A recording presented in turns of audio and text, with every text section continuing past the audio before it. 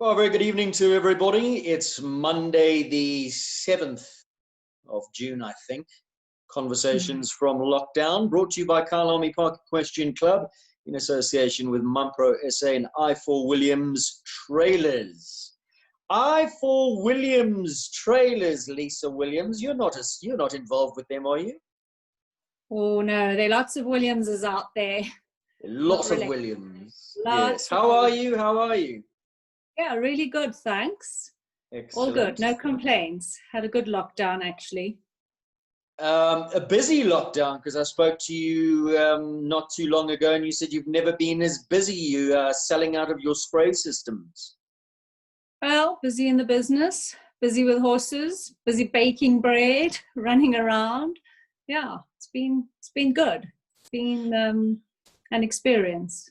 And tell me, the horses, have you been doing much with them? Have you been training as though there are shows on the horizon, or have they had a little bit of downtime? George told me the other day that they've forgotten to tell Lisa the Olympics are cancelled. So they're ticking over nicely. They all work 6 days a week. They jump their gymnastics twice a week or a little track. They hack every second day. So they're not on full super show work, but they fit. They're in good condition. So should we get the green light, the go ahead, you'll be ready to go. Ready to go. Right. So these conversations, we get to know you. You are an ambassador for the sport. You took the whole show jumping or equestrian fraternity on a hell of a ride not too long ago. We were all backing you and watched your progress around Europe and at Tryon. So we're going to get to all that. We're going to talk a lot about that, and there's a lot I want to pick your brain about how you've paved the way for future stars to get over there. But let's go back to the beginning. It's a formula we employ with all of our guests, but of course the stories are always different. And you hail from the Western Cape, don't you? And started riding at an early age, much to your parents' dismay. Yes, I started very young, but not competitively at all. And my parents had nothing to do with horses, still have nothing to do with horses.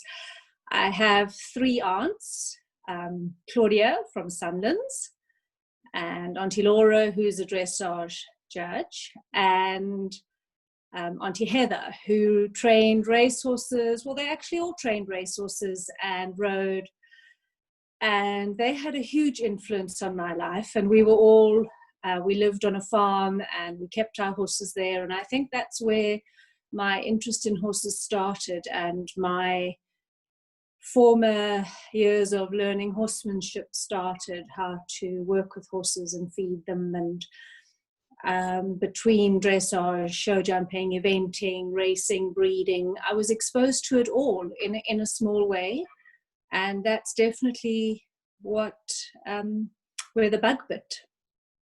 Which of those aunts was most influential, or did they all have a role to play? And how old were you when you got going? They were all influential in the beginning, and I think that over the years, Claudia and Laura have had a huge impact on my life as a person growing up and on my riding. They both at different times gave me great horses of theirs. Some were top horses, some were just nice horses to ride, but they both tried really hard to have a good influence on me in my career. Sorry, what was the second part of that question? I say, were you still in short pants when you got going? Were there ponies? Were you knee-high to a grasshopper, as they say, or did you only start riding a little bit later on? Oh no, they gave me the worst ponies ever. So when I was about 5, they gave me a Shetland pony with one eye, and the strict rules were I was only allowed to ride on the farm. That were my parents. I was not allowed to go on a hack. So when I was just under 6, 2 of the 3 aunts, I think it was Laura and Heather, snuck me off the farm for a hack, and didn't the one-eyed pony trip and I fell off and broke my arm and ended up in hospital. And by the time I came home, the pony was gone. Then my aunts all got together and found me a little Basutu pony, and that wasn't bad. Then they bred a thoroughbred pony to a great horse that raced in the Cape Hunt races, who won, I think, nearly 20 races. They bred him to an old mare, and that turned out to be a pony. So I think I was about 10, and they handed that to me, and they said, okay, well, you can back him on your own and produce him on your own. And yeah, I was a little misguided at times. But I learned a lot just from having to survive and do all the basics. And then as a junior, Claudia gave me a great mare of hers that she jumped the old B grade on and evented, open eventing. In those days, Leyland was very big into eventing. And she gave her mare Jacqueline to me as a junior, and I evented and won the Western Province Junior Champs and got into the team and traveled to Kimberley with, I remember Grant Bacon was there. He was part of our team, and Jonathan Clark was the hero of SA Champs that year at Kimberley. I think he won every junior championship there was. And so that was probably the beginning of me really learning to ride. I was 14, 15. And it took off from there, but still in a small way, in a Cape Town way. Was it mostly eventing, or when did the show jumping come into it as an isolated discipline? After Jacqueline, my aunt took me off to a racehorse trainer called Lenny Taylor, who trained down near Strandfontein Beach. He was quite an interesting character, I think. And they found me a thoroughbred called Safe Conduct, who should have been called Unsafe Conduct. And he too only had one eye, which we found out later. Anyway, they bought him, and he was quite talented. And I jumped him the old A grade. And I would say he was probably one of the first horses that directed me to show jumping. And then after him, I had a great horse that was actually George's called Flea Turner, who was a top racehorse. Flea Turner came from Paul Garlicki. He ran till he was quite old. He was about a 7-year-old, and he came from the Rixons, and Paul didn't enjoy his temperament, and George kept watching through the window. We lived next to Paul Garlicki in those days, Paul and Lindy, and George kept watching through the window. And one day made Paul an offer on the horse, and the payment was a return trip for one horse to come to Derby and back to Cape Town, and that's how we paid for Flea Turner. And he jumped A grade with me. He was a great horse. Unfortunately, in those days, we had to sell horses, and Flea Turner became part of a yacht. Yeah, and then I had Jariwa, who was amazing. Not a great Grand Prix horse, but a real solid citizen, kind, scopy enough, careful, etc. And it took off from there. And in those early years in Cape Town, was it your aunts who were training you the whole time, or did you seek outside tuition? Who were perhaps some of the instructors that shaped you, molded you? My aunts did help me. When I was young, still at school, Claudia would trot her mare Jacqueline, leading my pony, the thoroughbred pony that I'd backed myself, trot the one horse, lead the pony about 10 kilometers from the farm to the school. I'd have changed out of my school uniform. Then we would trot another 5 kilometers from the school in Wynberg to the top of Swansbeck Road in Tokai. And we'd have lessons with Prudy Dix up Swansbeck Road. So she was probably the first formal trainer that helped me. And then we'd trot another 15 or 20 kilometers back to the farm, back home that evening in the dark. And that's pretty much how I started having lessons. Later years, Judy Lowe helped me. We lived out near the back of Durbanville, and we would once a week truck all the way around Constantianek to Hout Bay to Judy. She used to help me. And then after that, it was Jonathan. I'd arrange clinics every 5 or 6 weeks for Jonathan to fly to Cape Town. He'd teach clinics, train me.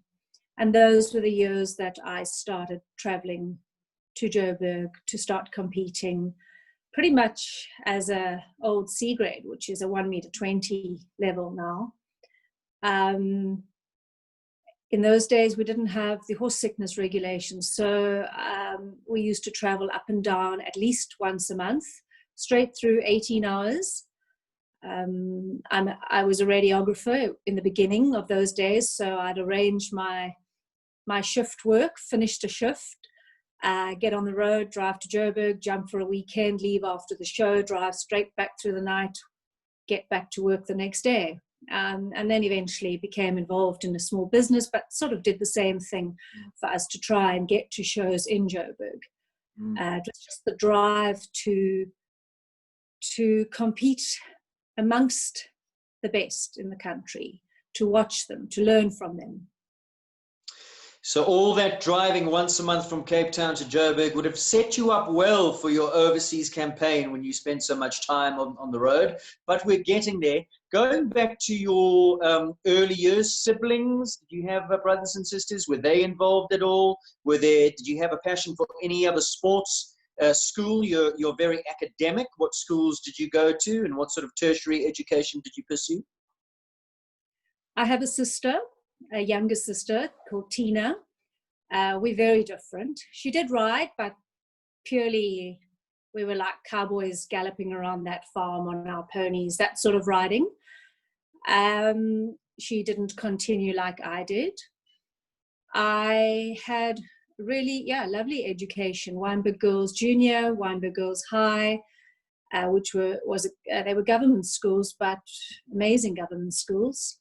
And then I finished off in Durbanville at Fairmont High. And from there, I went to study radiography at Tygerberg Hospital in conjunction with Stellenbosch University. So it was the venue of choice because we lived in Durbanville and my horse was in Durbanville, so that was the closest hospital. The alternative was Groote but that was further away. And I loved my years working in hospital, but I decided I wanted to rather go into a private environment, not be part of a government environment, and moved into a family business. And life developed from there. It gave me more freedom being able to work in an administrative environment and then work for myself. When we were shooting a little documentary a while ago, one of the questions I asked you was, did it come naturally to you? Were you naturally inclined towards riding? And your answer was a very honest no, that it wasn't something that came naturally, that you had to work incredibly hard at. Can you elaborate? And also, why do you say that? Why do you say it's you must have had an aptitude for it? I mean, you did incredibly well as a young rider, did you? I have a passion for it. I have a love for it. I'm driven to do it.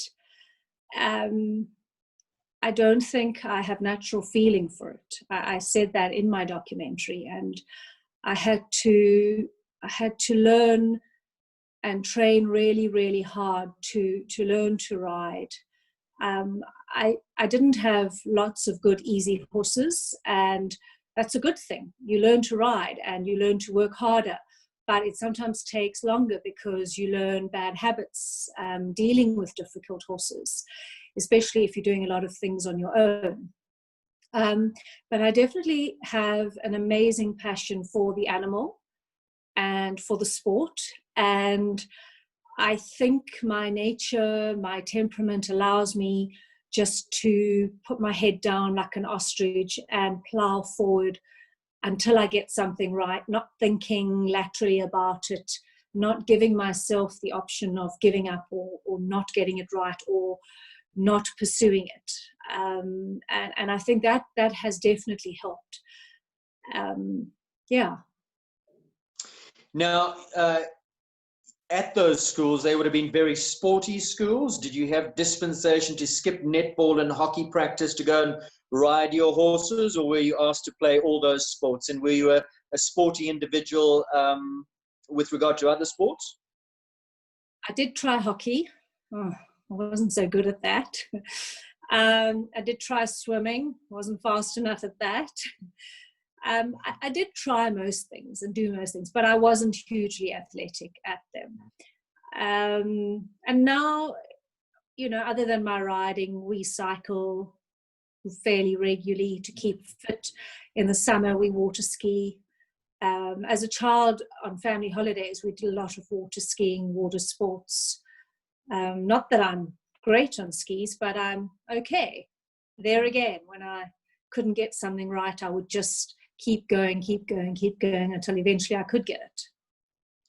Now, there was almost an end to your riding career very early on as a young adult when you were involved in quite a horrific car accident, you told me. As a radiographer, did you get a chance to look at your own radiographs of what had happened? And what was your feeling when all the doctors were saying, well, you'll probably never ride a horse again? Well, in the wreck, which was in the De Kloof tunnel, I realized I was in a very bad way, and I actually splintered my own legs and didn't realize I was a spinal patient as well, which is really stupid. But so, I mean, visually you could see things were very bad.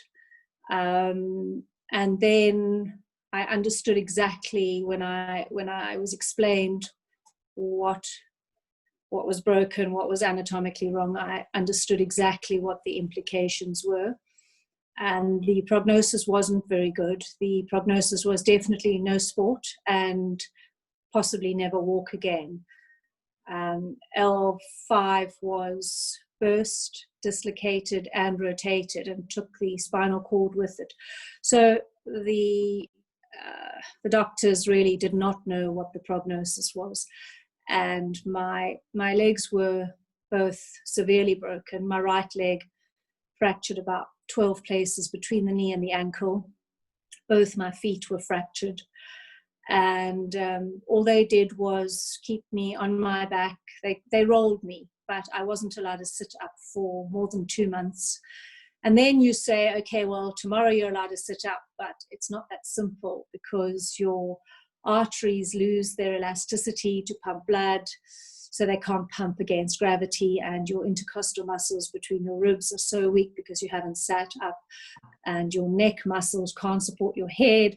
So it takes another few days to learn to sit up. But you get it done, and you have physios. And once I got to sit, I was in a corset literally from just under my chin to my pelvis for good few months, 5 or 6 months, and in a wheelchair and then crutches. And then I finally went to the doctor. It was about 8 months after the op, 9 months. And I said, okay, well, now I'm fine. So now I can ride again. And he said, oh, no, you're never going to ride again. And I said, why? He said, well, you've had a fusion. You're going to put strain by bending your back, you're going to put strain on the vertebra above and below the fusion. I said, no, but in riding, you've got to keep your back straight. So he said, okay, well, in that case, you can ride. So then I rode, and yeah. How old were you at that time, Lisa? I was 29. And lots of rehab. Does it worry you today? Do you even remember it? I do remember it. My back is fine. When I say remember it, I mean pain in your body, little niggles here and there. I don't mean do you remember it? No, I'm good. My right leg gets sore because I actually had the steel taken out of my right leg. And then 3 weeks later, did I not go to a show? Did a horse not get stuck in an oxer? And we fell, and he rolled over me, and the pole was under my leg, and it snapped again through a screw hole. And so all the steel went back in again. and it's still there. It'll be with me forever. So that the screws move in the bone. I'm not very sound at a vet check, but other than that, better butte before you trot her. Yeah. Other than that, I'm really good. I'm really fine. Back to your riding.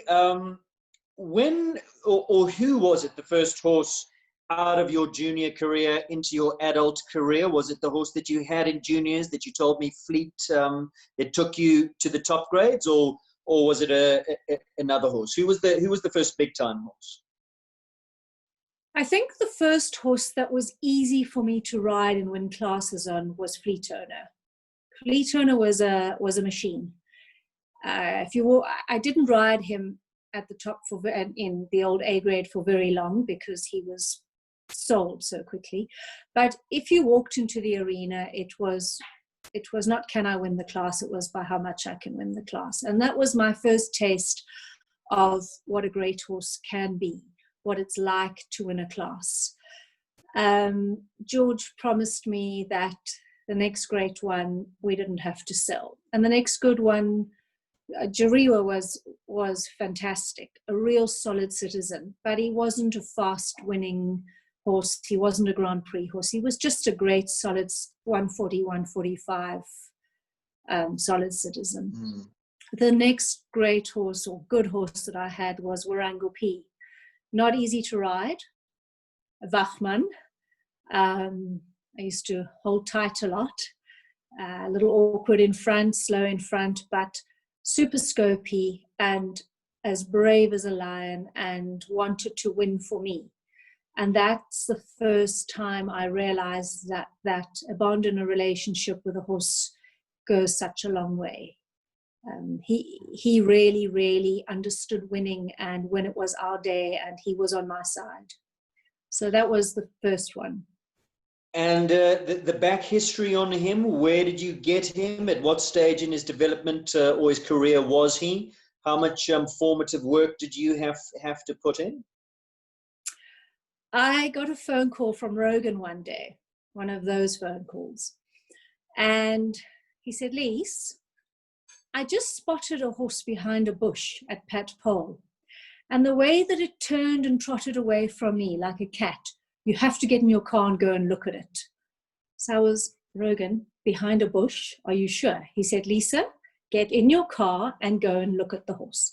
So George and I got in the car and drove to Grahamstown and went to look at him. And he was 2.5, about 15, 1.5, with a head that was bigger than you can imagine, the longest ears, the longest coat. He didn't look like an athlete at all. Anyway, we shrugged our shoulders and said, okay, well, whatever. We might as well go for it. Drove all the way home. We didn't take the 2-berth with us, stupidly. We then said, we had a lady called Elmarie Duplessis who worked for us and ran the yard because we went to office every day. And we sent her all the way back to Pat to fetch him. And Elmarie got there and she phoned me and she said, Lisa, the horse that they're trying to load, you'd never buy a horse that looks like this.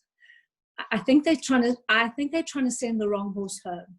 I said, no, Elmarie, that's the right one. Bring it home. Anyway, so she brought him home, and by the time he was backed, I had a lady called Melanie work for me, and Melanie backed him, and Melanie fell off him a lot, daily almost. And I fell off Warango a lot. I broke bones, my ribs, collarbone. He would challenge us all. He's a Wachmann, but he was a good horse. So there was a huge amount of satisfaction in producing, or let me ask you, how much satisfaction do you get out of producing them yourself, watching them, or being with them? You talked about that bond that you have all the way through the grades right up until the big time. Do you think that gives riders, and in your case, you, an edge that you really get to know your horse, all his idiosyncrasies, quirks, mannerisms? For me, I think that's really important. I haven't been privileged enough to have many schooled horses, trained horses, schoolmasters. I've produced most of them myself. I do enjoy it, as terrified as I can be hanging on with a neck strap. I think by the time they get to 1 meter 30 and things are starting to make sense to them and they're getting it right, that is so satisfying. And to get to finally jump a 150 class, a Grand Prix, a World Cup on a horse that you've chosen as a youngster, produced, it's so satisfying. And when the chips are down, I think that counts for something. They come through for you. It was during the time of Warrangle that you started the next chapter in your life, and that you decided, you and George and your son, to relocate from the Western Cape. Am I right? Is the timeline right? It was during Warrangle's career, and it was a lot to do with your competition career, that you found that it was just far too prohibitive being in the Western Cape. You needed to be where the big time was. At the time that we had Warrangle and a few other horses in the string, we had a mare from Laura called Ruard that I actually jumped my first South African championship on. She was just before Warrangle. At that time, regular travel between Cape Town and Johannesburg closed down. So the horses ended up living in Johannesburg with Greg and Rogan at Northlands. And I commuted, or myself and George and Alexander commuted between Cape Town and Johannesburg. And it became evident that you can partake in the class, but it's hard to start winning big classes. It's hard to be competitive at a top level if you're not working your own horses every single day and putting the hard work in. And it's expensive and it's disruptive. Alexander needed to start going to school. And business is also up here in Gauteng. It's better than down in the Cape. So for all those reasons, we decided to relocate from Cape Town up to Gauteng. And a change of coach as well. It was around about this time that you also moved from Jonathan to Domini, and you forged one hell of a successful partnership. We did. It was in 2006, in the same year that we moved, that we changed coaches, and it has been a great partnership. Two very similar minds working together that understand each other really well. Yeah, it's been good. It's obviously it was a very fruitful move, because the wins started coming thick and fast, and big wins as well. Tell us some of your highlights on him. Warrangle won Derby, which was, I think, the best feeling ever. It's the most amazing, exhilarating class to ride in, let alone win. He won President's Cup. He was second in President's Cup. He was second and third in SA Champs. He won, I think, 2 World Cup classes. And those were my first 150 classes, 150 classes that I rode in. I didn't have a huge string of horses before that gave me a lot of experience. As I said, I rode Ruard in my first South African championship, but I was very green, very, very novice at it, as was she. And then Warrangle and I soldiered on, and that's where I got some more experience, and it was great. And I made a lot of mistakes. Warrangle forgave me a lot, and he was an amazing horse. Some World Cup starts with him as well. Did you get a taste of some World Cups? And did you ever imagine what was to come a little bit further down the road? I did ride in some. He won 2. Did I imagine what would come? No. I had, in those days, we had Jerry Mullins come here, and there was talk of Team South Africa, etc., etc. And then Paul Viable to track for us, which apparently was representative of what we could see in Europe, which was just before Jerry Mullins gave us a clinic, and I think most of us nearly died that weekend. Warrungal did come through the finish, and it was an eye-opener, and then you realize that's not a horse to take overseas. Not adjustable enough, a little slow in front, etc., etc. So a great horse for South Africa, not a horse for Europe at all. Was that a catalyst in you going over to search for something else, or had that step already been taken? Warrungal needed to be retired then, so we needed to find the next horse, and we did. We found Campbell, but then I've never had a huge string of horses, so if I'd relied purely on Campbell, it would have meant I'd be out of higher level competition for at least 3 years. So in that time we bought Alessandro from Michael Benjamin, Big L. And Big L was amazing, but he certainly wasn't a small woman's horse. And he was great for me to jump 135, 140, 145. I jumped the Derby. That's probably the most challenging thing I've ever done, was take Big L around the Derby. Didn't he jump from the top of the bank one year with Michael? He did. And the next time he went down the bank was with me. And so there's the big challenge. Was that in the back of your mind? Yes, and he never had a lot of stamina, no matter how hard I worked him. I would in a day go and do some road work and then do some jumping work and then load him in the two berth, and well, normally George would, and take him to Randjiesfontein and swim him in the pool. And then the next day he'd go and do track work and swim in the pool, and just to try and get him fit. But he wasn't a naturally fit horse. He struggled at that age, and he wasn't very sound by that time. So I worked hard to keep him sound.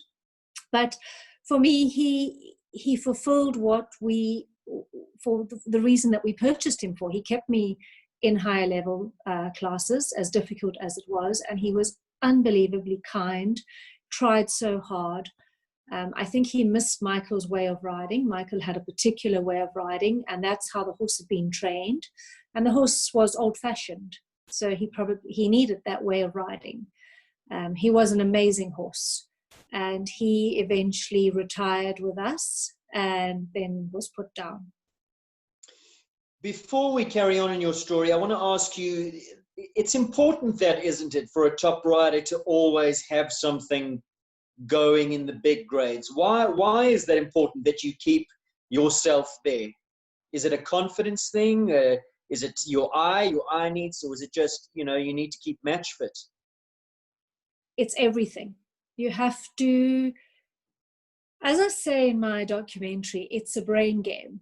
Our sport is mainly in your brain. Okay, you have to be fit and you have to be strong and all of that, but you have to keep your mind so confident. And if you stop competing at that level, or if you only ride young horses, you start losing confidence in your ability, because young horses can make you feel useless. They make you look stupid a lot of the time. So you need that top level horse to make you feel good, to keep you up there, a horse that you can have a go on, that you can just be confident and canter around and know that it's going to do its job. And I think that if you leave that, it's difficult to come back. When women are pregnant and have families, it's hard for them to come back sometimes. Your confidence is a little down. And that's why I believe you need to start riding again as soon as possible. So for me, it was important to have Alessandro to keep me just ticking over until Campbell got to jump 130, 135. Let's talk about the magic horse, Campbell. I mean, how do you describe him? A horse in a million, a horse of a lifetime. He certainly has been that for you, and you've had other good horses as well. But he certainly is the standout, and you've been on one hell of a journey. Let's go right back to the beginning. When you went overseas looking, did you have a particular type of horse in mind that you wanted to find? Did he fit that mold? Were you looking at particular pedigrees? Were you structured in the way you went about looking, or were you just, right, I'm on a journey, and if something grabs my, tickles my fancy, then if I get a feeling, I'll go with it? Which box did he tick? Maybe all. I can't say I knew what I was looking for. I can say I always knew what I wasn't looking for when I got on a horse. So I'd sometimes only walk and trot, or walk, trot and canter, or get to jump across. And often, well, before you go on, what were you not looking for? I mean, what did you pick up on at a walk and a trot? Not blooded enough, cold? Did they have to be lively? What are some of the things you enjoyed? They need to have blood, but they mustn't pull me, they mustn't run, they mustn't yank me down or lean on me, that sort of thing. They've got to be with me, waiting, with energy. And I don't like them to overjump, and I don't like them to jump big behind. It's a funny thing. I don't like to be unseated. And often when I had a negative feeling, I'd just look at George, and he was always sitting quietly on the side with his arms crossed like this, and he'd just go, I don't know. And then I'd walk past Domini, and he'd go, okay, get off that one. And so we were always sort of all on the same wavelength. That was probably the first time I'd been to Europe to try horses. So it was a little overpowering, because everybody's trying to get you to sit on as many horses as possible. And you don't realize when you're that new at it that they find it a little insulting if you don't carry on and jump their horses as high as possible. Meanwhile, I keep thinking, okay, well, it's not for me, so it would be rude for me to keep jumping it. It's better for me to get off. I did ride a lot of horses, and when I got on Campbell, I immediately gelled with him. He didn't jump high, he didn't jump through his body, he wasn't flashy, but he jumped every single jump the same. It didn't matter how small or how big, and we didn't even jump big. We jumped 1.20 meters probably. He was only 5 years old. He cantered on his hock, light in front. He did spook and spin and buck. The second time I went back to try, and he spooked and spun and bucked. But he was just so adjustable. Go forward, come back, wait, be balanced. It was uncomplicated. I think that's the word I'm looking for, uncomplicated. Rideable. And rideable and clever. I like clever. I like brains that are switched on and on my side, and yeah, that was it. Where did you find him? He was near Verden with Hans-Jürgen Wiebusch. And you say when you came back the next time, so it wasn't deal done the first time you sat on him. Why not? Were there any worries, concerns, or did you just decide, well, you need to look at others as well? You'd come all that way, have a look at a few more, go home and ponder. I mean, where was your mind at? Was there also a worry when you came home that we got to do the deal or he might get sold? We did come home. We tried a lot of horses, and then we came home. As I say, that was the first time we'd really traveled overseas specifically to go and purchase a horse. And I had to travel back to Europe about 4 to 6 weeks later for business. And I thought, I want to go back and sit on Campbell. And I think the ponder was being the first time buying a horse, spending that much money, not that in European terms he was a lot of money at all. I'm not sure George was convinced he was 100% the right horse. I don't know. Yeah, it just was better to go back. What was George's apprehension, and were there other horses that made your shortlist or George's shortlist, perhaps? There were no others. Campbell is a little flat-backed and got his height a little behind the fence, peaked a bit late, landed a little far out. So not quite conventional, not what you look for in a young horse and go, wow, tight in front, bascule, that sort of thing. George is muttering in the background here. If you saw him jump at home, you still wouldn't buy him. But Lisa, you had that feeling. There must have been that you just know, that special feeling when you get on a horse where it's clicking and you just know. Yeah, I think horses choose us. And I got on him that day. And my list of things to tick are a good brain, blood but not hot, don't run away with me, rideability, sit on your hock, be clever, careful, feel that the horse isn't actually trying, therefore there must be lots of scope. I think I could tick all of those boxes. The only boxes I couldn't tick were he didn't feel flashy, which I actually like. I don't like them to jump me out the saddle, and I don't like them to jump high behind.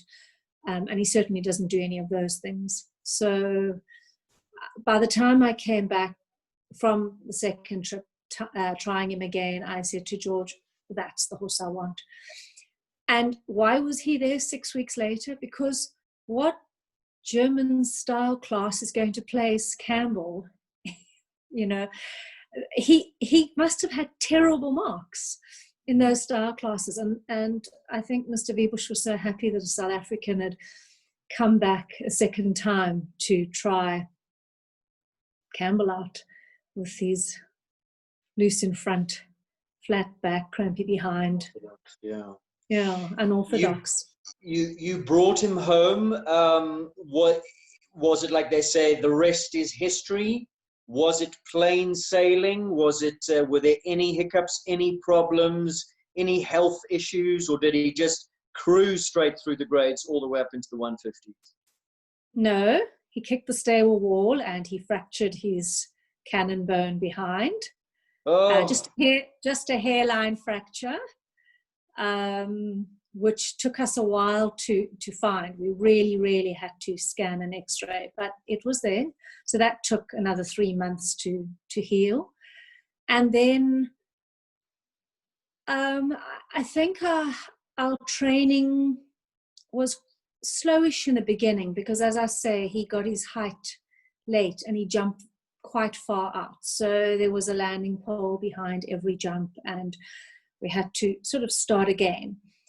But when we sorted that out, it was quick. He jumped his first World Cup series at 9. I must say, when he jumped his first Grand Prix series, he knocked his first poles. And then in his first Grand Prix, he had 3 down, but I don't think he'd ever touched a pole before then. So that was when he jumped 140, 145, that was when he started making mistakes, which is good. He needed to. And by the time we got to the next year, his second World Cup series, he'd sorted all that out. Tell us about that second World Cup series, because it was a series you won with him. You won it, in fact, 3 times before you decided to go over. Tell us about those series, the first, the second, and the third, because the first one, you won it, but you were the most consistent, am I right? Was there a win in that series? No. And in fact, I jumped the wrong course in the jump off of the one. And then... it wouldn't be the last time it happened. We're going to talk about what happened when you got to Switzerland as well. Don't have poetic justice here. He never won a class the first year. He was just really consistent, and he won the series, and that was lovely. And that's the year that I put a proposal forward to the FEI. That's the year I really thought about, if I wanted to go overseas, how would I ever do that? And how would any South African get a horse to Europe, fit, trained for an indoor. You have 6 weeks if you're lucky. Not possible. And that's the year I wrote the proposal to the FEI, and it was accepted. And I think it's changed a lot for show jumping, and it's made it possible. If you could elaborate to the viewers who don't know what exactly you were asking of the FEI. Okay, so in South Africa, we jump our last World Cup class in the series sometime in October, normally October, November. Then if you're wanting to take a horse overseas to the World Cup final is early April. The quarantine process is a minimum of 4 months, and that's 4 months from when there's a quarantine intake, and that's providing there are no delays. So, for example, when Campbell went into quarantine, the horses left here on the 1st of November, and they left Cape Town to go to Mauritius, I think on the 9th of December. So quarantine was already delayed in Cape Town, and they got to Europe the first week of March, and the World Cup final in Paris that year was end of March, first week of April. So it just would have been impossible to get to Europe, let alone go and jump the impossible.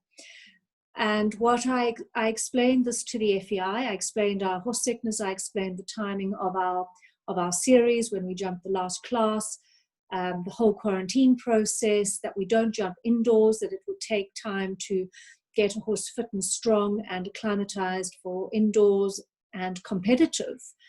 And I explained the level that we ride and the level that would be expected of a qualified horse and rider in Europe. And I asked the FEI if South Africa could have a dispensation to sit out a year, have a year to get to Europe, to train and go to the World Cup final the following year. And they agreed, which I think has made a huge difference to the sport. It makes it possible for somebody else to do what I did. Huge difference. So that was the first year, but then you won it again the second year, and you still didn't go. It was only after your third win in the series. Well, I had Alexander at school to start with, so I couldn't just leave then. And I did win it nicely the second year. I think I won 2 classes, or 1 or 2 classes. I can't remember, 1 or 2 legs. I can't remember.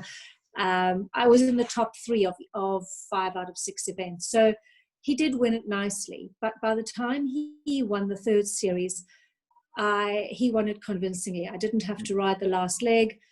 He won 2. He had 2 wins in a second, and he won it. And it was then that he'd been a good, consistent horse, getting better and better. And he was only 11 years old then. And that's when I think George, Dominique, myself as a team started thinking this is a possibility. And Alexander wrote matric, so it made it more possible that I could go, if I could raise the funds and plan my business and, put things together. You are big into planning. How much research did you do? Did you know what was going to be involved? Was it possible to map out your journey, or did you know that you would also have to leave a lot to chance and fly by the seat of your pants, so to speak, a little bit once you got there? Or in your mind, were you trying to plan each and every move? I'll do this, and then there'll be a show there, and then I'll go here. It wasn't as easy as that. You really didn't know what was going to happen when you got over there. Most of my planning before I left here was to plan to get to quarantine, get to Mauritius, survive Mauritius. A few people had given me information on what I needed to expect for Mauritius. So a lot of the planning was that. I was very, very, very fortunate to have Johan Kachelhofer as a friend in Europe. And he was extremely encouraging in motivating me to come across. He gave me the figures for the budgets. He helped me. He explained to me about 2-star shows. He put my first show. He put the idea of Arezzo in Italy together. He showed us the ropes. He just was incredible. Without his support, the whole trip would have been different. But what you can't plan is the road to WEG or the road to the World Cup final, because you're such a badly ranked rider and you need to get to top starred shows, and you're just hoping and praying for an invitation or a wild card.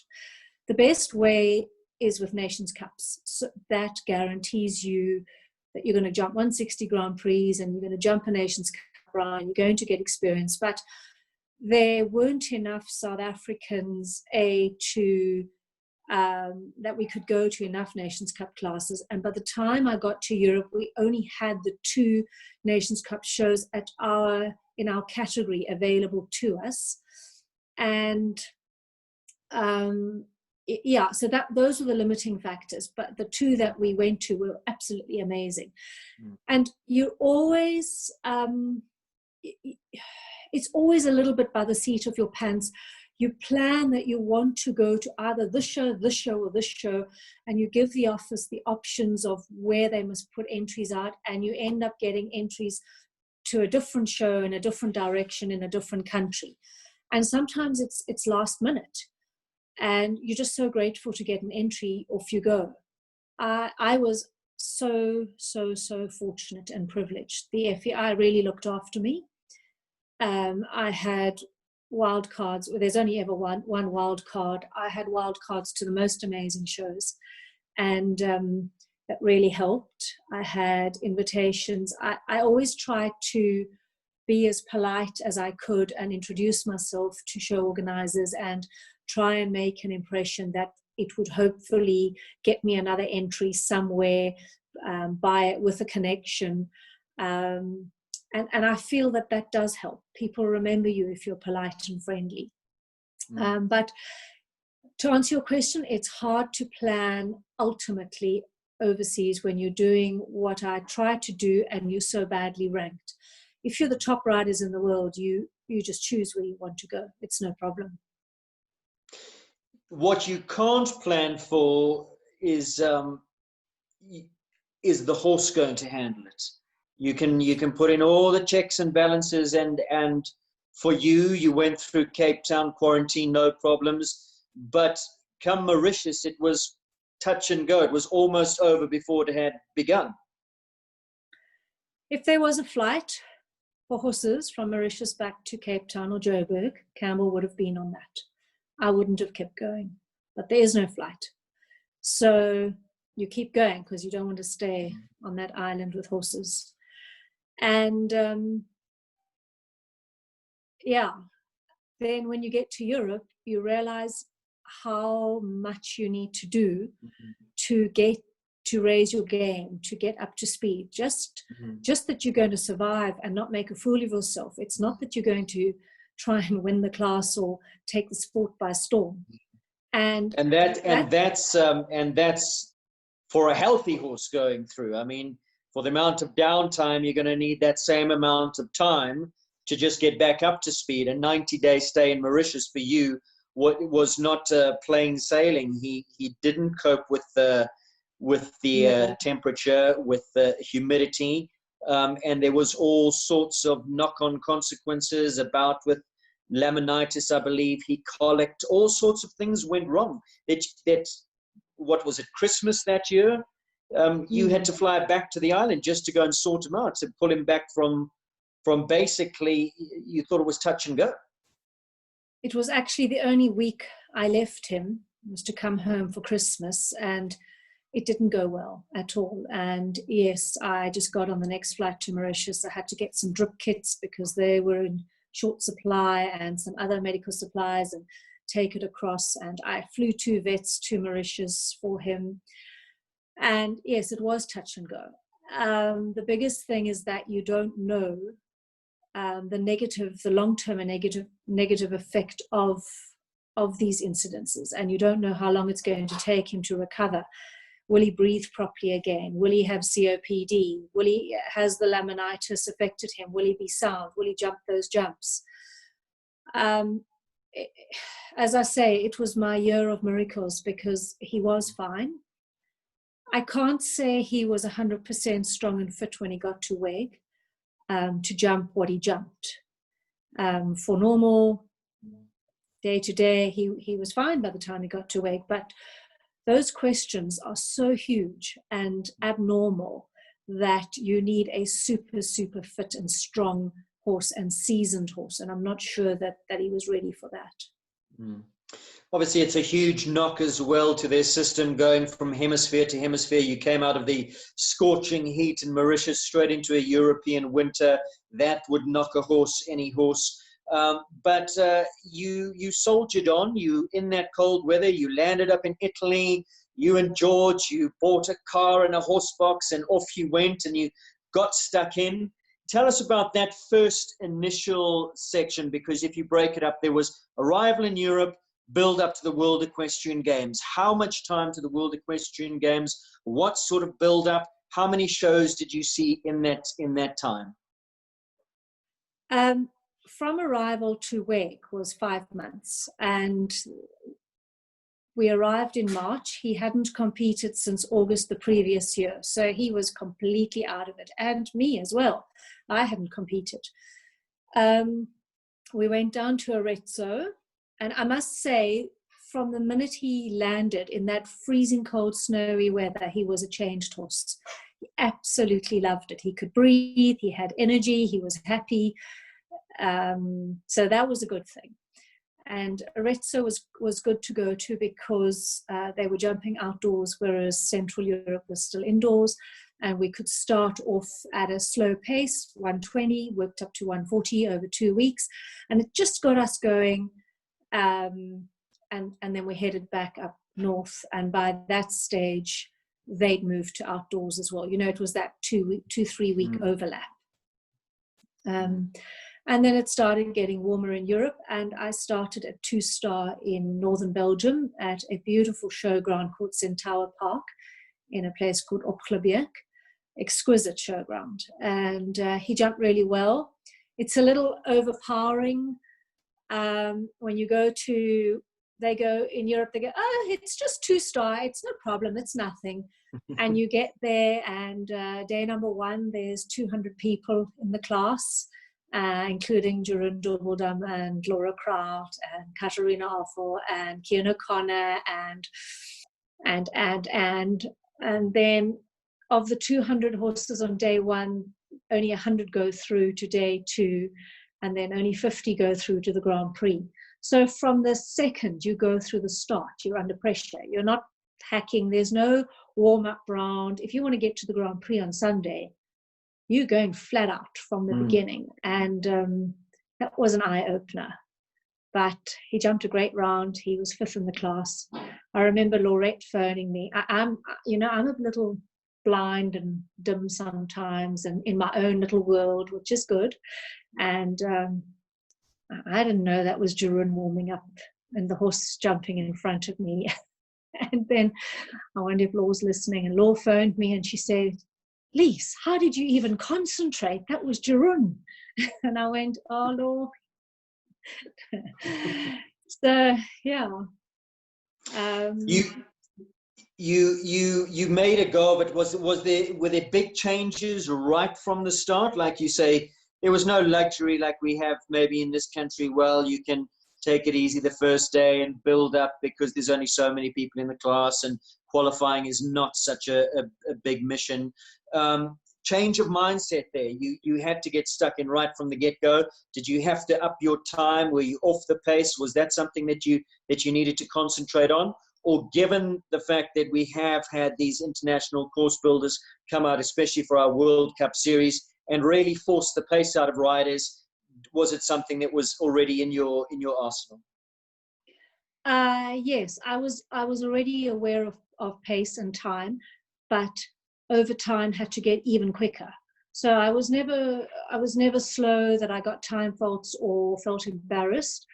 And Johan had ridden in some of those classes or watched a lot of those classes, and he already had a feeling for what would be necessary to do on day one to make sure I got to the Grand Prix on Sunday. So that was good, and a good help at that first show in Oklahoma. And then from there, you're amongst all these great, amazing riders. You have to, they pull you along. You have to improve your game. It does help that, or it did help that I was on a horse that I really, really, really knew. I didn't have to spend any time getting to know him, building a partnership or a relationship. We had a relationship. We'd won classes here. It was more that I had to get used to riding under pressure, faster, wider jumps, not necessarily bigger, especially at 2-star level, not bigger. Our World Cups is that sort of level, but wider, definitely wider. Because I knew Campbell and I knew I could rely on him and trust him, I could concentrate on other things, how to up my game elsewhere. And because I knew him, I didn't have to stay at 2-star level for very long. The next month I went off to Drammen in Norway. We jumped a Nations Cup. I jumped my first 160 Grand Prix. And again, two weeks later in Ugerholm in Denmark. And yes, I had the odd rail, but I didn't feel that I didn't know what I was doing, or that I couldn't trust my horse, or that my horse wasn't going to cope, because we were a partnership. So that makes such a big difference. You saying their 2-star, our World Cup series would be a 2-star. Their 2 stars probably a little bit more than what you saw. So Centaur Park would have been the first time. It would have stretched you a little bit, but Drammen, perhaps the Nations Cups, the first time you walked in and said, right, now this is the big time. These are some big, scary fences. Yes, well, that first 160 Grand Prix, as I say, I'm a little dim and switched off sometimes and get into a little world and in my zone. I sort of know where my brain needs to be in that zone, and then I just walk the course and learn the distances. And that first 160 Grand Prix, Dominique was more anxious than I was and told me to get bigger spurs, sort of thing. And I worked out the early part of the track that actually, hang on, this is not what we normally jump. And Campbell started stretching and reaching and grunting and groaning, and that was when I realized that I had to ride a little harder. And then, built it up from there. Drammen was the day I worked out, better start kicking and pushing and whatever. Now, Drammen was also a Nations Cup, so you were capped for that, South African colours. Lovely to be amongst other South Africans as well. How special was that occasion? Both Drammen and Ugerholm, incredible. South Africans, we had supporters. George was in Ugerholm, Dominique was in Drammen, fellow teammates. Oliver came to Ugerholm, and we had a great time. It's nice to be amongst friends and common people, and that was really good. Those were the two, other than going to the World Equestrian Games or the World Cup final, I'd say the Nations Cups were two of my fondest shows. It's unfortunate we didn't get to more Nations Cups, but it was sort of the end of the league when we were able to travel to those shows. And not a bad result. You beat the Irish, who are doing it day in, day out, depth in their string, tons of riders, tons of horsepower, and you beat the Irish. They were so dismal, and we were stabled next to them. They just drank more. They did. They were really dismal. But Michael Blake, who was their team manager, was extremely complimentary of us, and he was extremely supportive and complimentary to me, and he was a person that I was honored to meet. He was very helpful, very supportive, and yeah, as I said, it was an honor to get to know him. And I know he's a person I could phone for advice or help at any time. So that was a good thing. Now, in terms of the first question I want to ask you, in that 160 Grand Prix where Dominique said to you, well, you might need a pair of bigger spurs, and you heard Campbell give a groan over some of the fences, did he ever give you the feeling that he was hard-pressed to jump a track like that? Or was there, so what I want to say, when you came out of there, it was a positive because you knew the horse going to the World Games, going to the World Cup finals, had enough in him to cope, that there were no doubts that he would be able to jump those tracks? Well, you don't know what's coming at WEG, so you just hope it's going to be enough. But I think that was the day that he had to change gears. That was the first day in his whole life he'd had to try. He'd never tried before. And that was the first day he realized that actually to clear these jumps, I'm going to have to try a little bit. And so that was a good thing, that he could try, that he worked out that he had to try, that he didn't just give in. And then he kept upping his game. You know, you get more and more out of them once they start learning more and more what's required of them, if they're physically capable of doing it. And, you know, further to Michael Blake, he came to me after that first 160 Grand Prix, and he said to me, you're going to be okay. It's not going to get too much bigger. It's going to get more technical, but I've watched you the week, and you're actually going to be okay.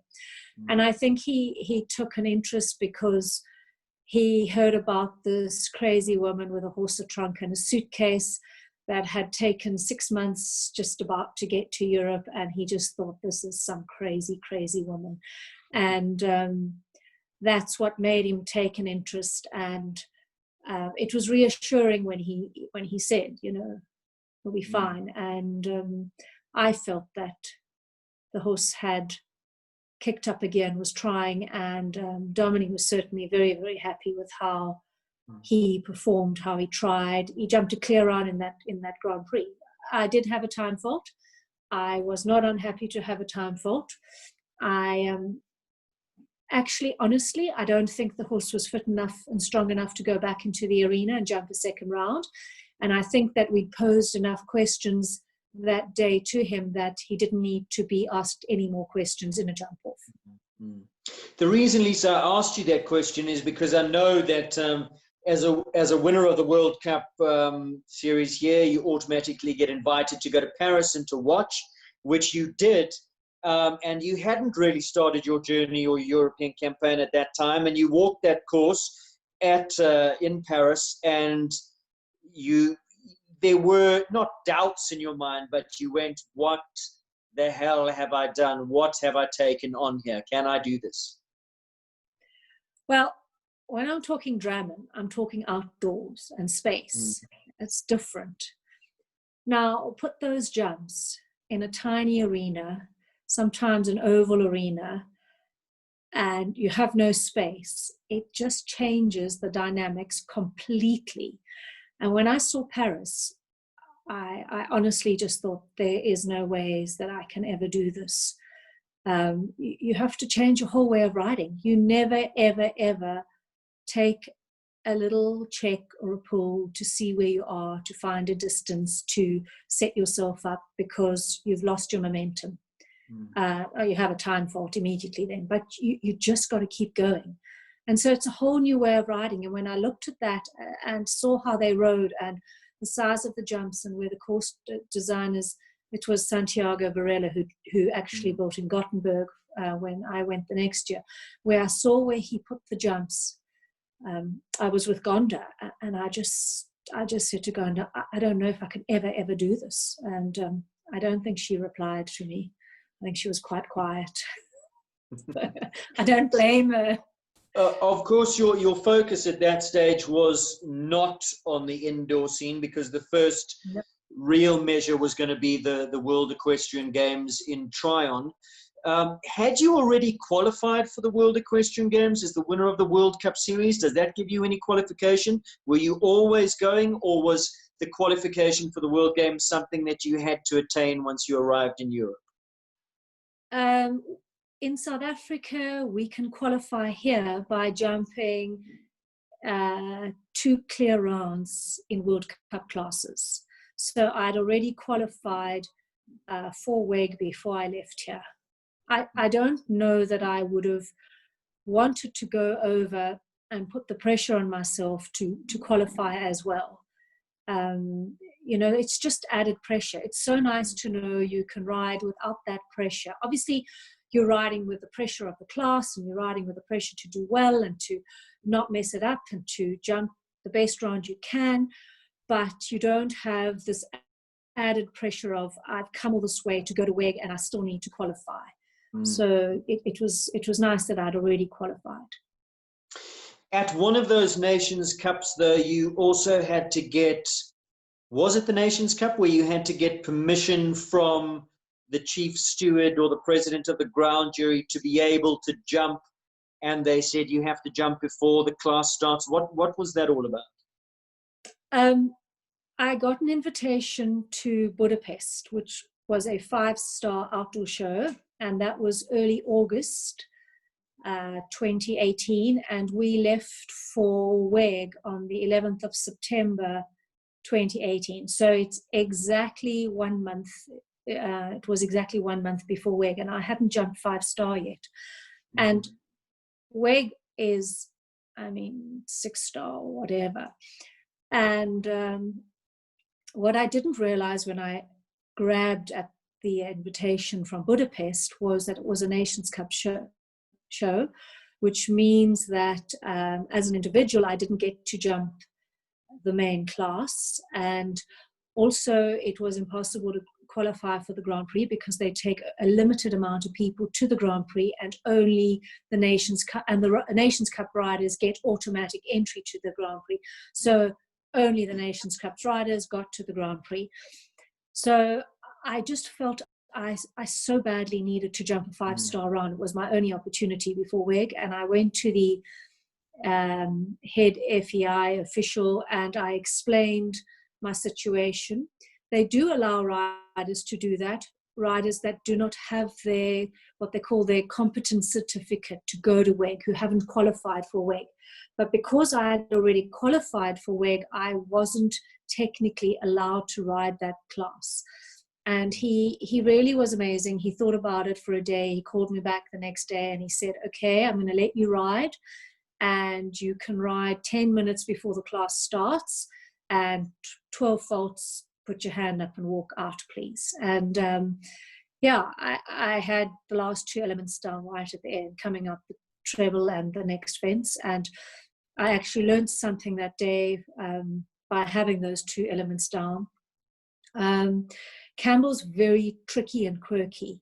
So as basic and simple as he is, that he's just the easiest horse to travel, no problems. You can't put bandages on him, and you've got to be careful what boots you put on him, and you just keep his life really simple. And I tried little back boots on him on and off to try and get more kick from him behind, and we put back boots on him that day, and it caused him to have the last 2 rails down because he actually became so worried about his back legs, he stopped traveling.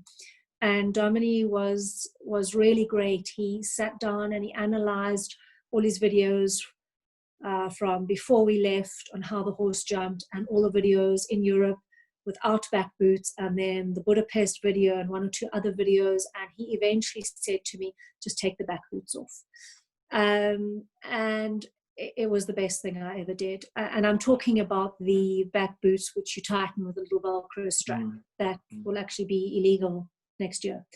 And so I put him back in his back on track boots, his normal boots, and he was as happy as Larry. And actually now he goes with nothing on his back legs. He's even happier like that. So Budapest let me learn that about him. But it also was a leading up to the World Games, a great test for you to see where you were at with your preparation, where you were at with your fitness. And I mean, he came through that with flying colors. So on to where you went with a full tank of confidence. Yes, it was amazing. I jumped that 5-star round. I survived, and the best of it, or the worst of it, is the pressure of you're jumping before the class, and you're not part of the class. So that's real pressure to keep it together. You know, you can easily just circle because the class means nothing. You know, it doesn't have a result that counts towards a ranking or whatever. And because you're jumping first early, every single rider from that class stood and watched it. So that's a lot of pressure to ride under. And it was good because you've got to get used to that pressure. That's the pressure you have to ride under. And I left there feeling good. Unfortunately, the next day on the way home, I heard that Lexi's horse had injured itself and was out of WEG, and Govert also pulled out. So then it was down to just Campbell and I.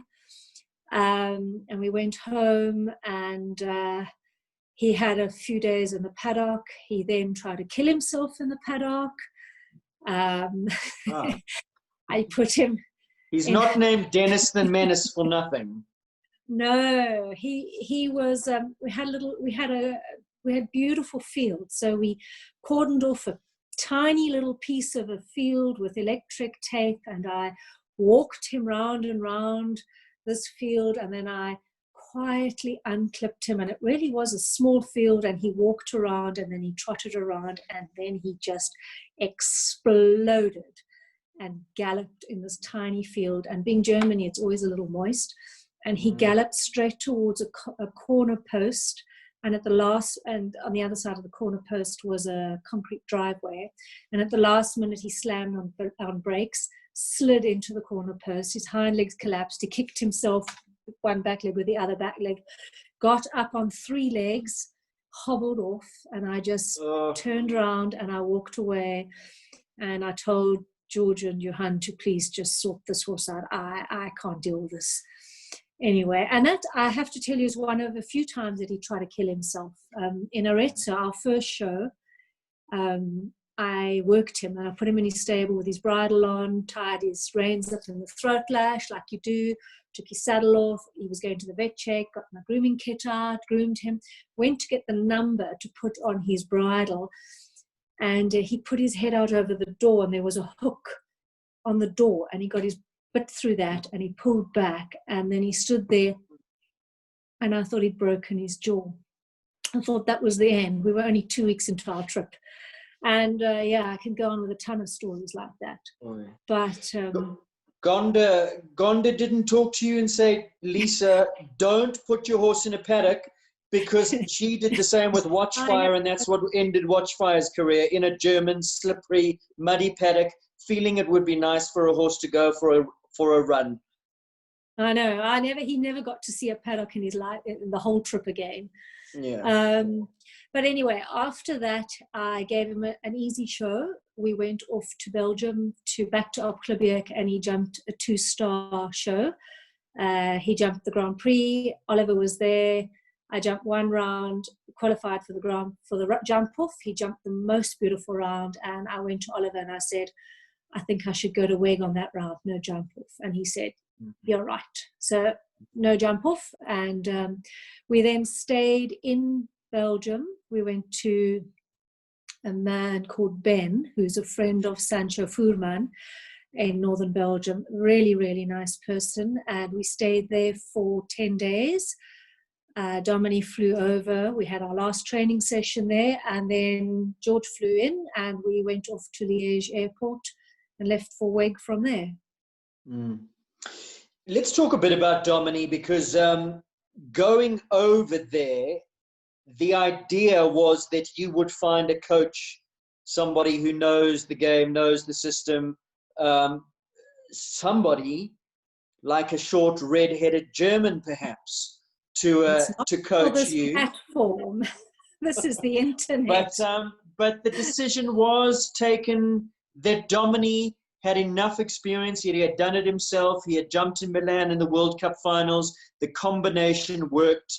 and that you would stick with Dominic as your coach. But how exactly did it work, given that most of the time he was in South Africa and you were campaigning alone to all of these shows?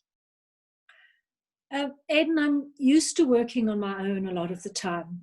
I think from my Cape Town days where I would fly a coach down every 6 weeks to have a clinic, I got used to building my own gymnastics, phoning and saying what's in the arena, what should I build, maybe videoing it, sending it. George, I never ride, I never jump anything in my own arena without George sitting there watching. He's probably watched 10 million jumps. He can pass comments, although he's very tactful about what he says and how. So it's a system I was used to. It would have been amazing to have an international coach. But I think had I been planning to be there for 3 years or something like that, if my timeline to WEG wasn't by the time I'd jumped my first 2-star, it was then down to 4 months, 4.5 months. If it wasn't so short, yes, maybe. But I just thought about myself and my brain and how I assimilate things and how I can hone in on things. I thought there's just no ways that I should change coaches, change methods, styles now and have a setback. Somebody comes in, tries to change something about Campbell. They don't understand Campbell. They don't accept him for what he is. And Dominic and I then discussed it, and it was agreed that we would just keep things like they are. We'd send videos. He'd fly over once a month to train or to a show, and that's just how we did it. Mm. Going to Tryon, you flew over there. Did you fly with him, or did you send the grooms? Did you have a groom? Send the grooms. Nice thought. I actually did have a great groom for Tryon, Roxy. She's now Roxy Kachalofer. She was my groom, and the best qualified groom at Tryon, I might add. Up till then, I hadn't had a groom for a show. But I flew with Campbell. Roxy came on afterwards, and it was an experience to fly with the horses. And I will tell you that the first time I really, truly believed we were actually going to Tryon was the morning that we woke up. We delivered him to the stables at the airport the night before and sort of checked him in and had his boarding pass. And the next morning when we woke up at 5, went to feed him and walk him, I said to George, okay, nothing's gone wrong yet. I think we're going to go. So that was the day I knew we were going. And yeah, it was great. I flew with the horses. I was one of the 2 grooms on the flight with the horses. Tell us about the whole Tryon experience, the venue. There was lots after the fact written about it. There was still a construction site and there were problems. And then there was the storm that was forecast to come and blow the whole showground away, and that everything would be flooded. And there were, we were all sitting back here going, oh my word, is this going to happen? What's the story? And then some people said it was so stiflingly hot.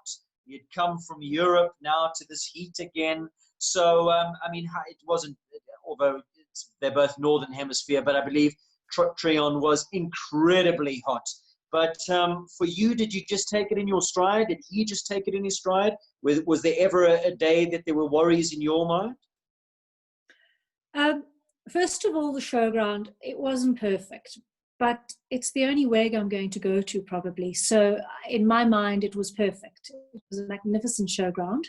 It was huge. The distances you walked, you needed a golf cart.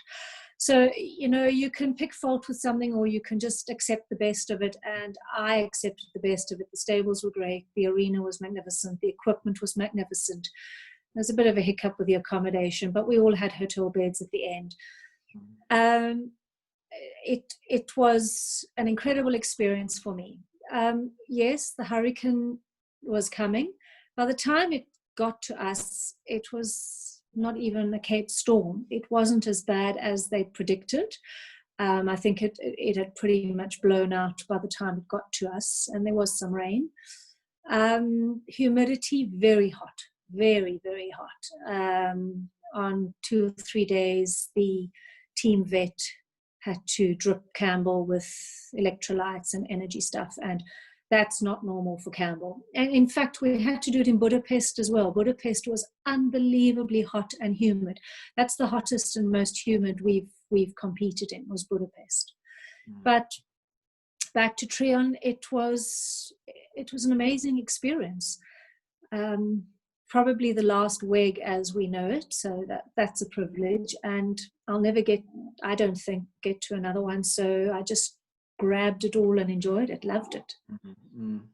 Now, Dominic, by his own admission, says that he was there with you, and he walked into the arena on the first day of jumping, walked the course with you, and silently he was thinking, oh my hat, these are some big fences. Did you feel the same, or you'd done your preparation well enough, you'd seen those 160 Grand Prix? Were you apprehensive? Were you confident? Aidan, I think the only thing that can prepare you for a World Games or a World Championship is having jumped one before. I'd jumped 1 5-star round. That's not preparation. I mean, it's something, but it's not enough. And I walked in there and I didn't think, I wasn't sure, honestly. And, it's not that I wasn't sure he wouldn't try. Of course, Campbell would try. I wasn't sure he could stretch that wide and jump that high, and I could keep it together. And it was very technical, and loads of questions and shadows from the stands. And the first jump on day one, when you walked in, we saw an aqueduct wall. It was the hugest wall. The aqueducts were above my head, and I wasn't sure. And then I think George headed for a seat in the faraway stands. We didn't see him for a while. He wasn't sure either. So, but yeah, Campbell he was like a soldier. He just pricked his ears and off he went. Well, tell us how he went. Some people might not have seen the visuals and might not know just how remarkably well he did. I think we had 2 down on the first day, and sort of green mistakes coming out of a double. I think I pushed him too hard in the middle of a double, and then the last rail, an all yellow jump. They play with colors there a lot, all yellow or all red or all blue, or all pastel. And other than that, he jumped really, really well. That was the first day I saw jumps with the spiral painted lines, which is an optical illusion for horses. And we had 2 doubles like that. One was green and white and one was black and white. And actually on the last day, we had one of those blue and white spiral combinations, and that really caused havoc in the class. But yeah, he got better and better. He tried harder and harder and learned to stretch and push, and he was amazing. I couldn't have asked for a better partner. And once again, it's one of those formats where there's no build-up. There's no sitting back and going, well, I'll take it easy the first day, get some confidence, get the wheel turning. You have to go from the get-go. If you want to make the next qualifier or the final qualifier, you have to be up there, because there's a lot of riders that need to be eliminated. And time comes into play. So it's not just big jumps, it's big jumps at big speed. I think I was more thinking of survival. I wasn't. Well, that's honest. I was, day one, jump number 1 was a triple bar, 2 meters wide, 1 meter 60 high. And that's away from the in-gate. And that's how it starts. You're not thinking about tomorrow or the next day. You're thinking about this jump, then the next jump, then the distance, then sitting up, then kicking, then clicking. Then for me, it was survival.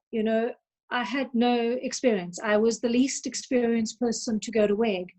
In fact, if you want to hear a funny story, and I shouldn't have heard this, but cantering to jump number 1 on day number 1, they announced 22-year-old Lisa Williams. And I actually Oh. heard this, and I was about 8 or 10 strides out from number one, and I was like, what? Where did they get that from? And it's because nobody goes to a World Games in their 50s with no CV, like nothing. And that's why I'm They thought it saying. was a typo. They thought the numbers were back to front, or what? Yeah, they did.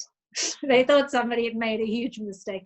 And so if you're at the top of the sport, you're of course planning for the podium. But if you have jumped one 5-star class in your life and you're at the World Games, you're not planning for the podium. You're planning to stay on your horse, not disgrace yourself.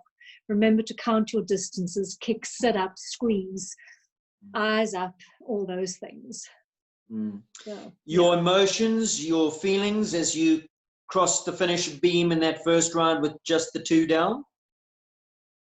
I can't tell you. It's just relief and excitement and happiness, and you've held it together. You haven't let yourself down, and you haven't let a whole, well, I say a whole nation of people, everybody at home who's watching, you haven't let anybody down, and you've kept the game together, the plan. You went according to plan. That is just, it's a mental game, and you've held it together. It's just the most amazing relief.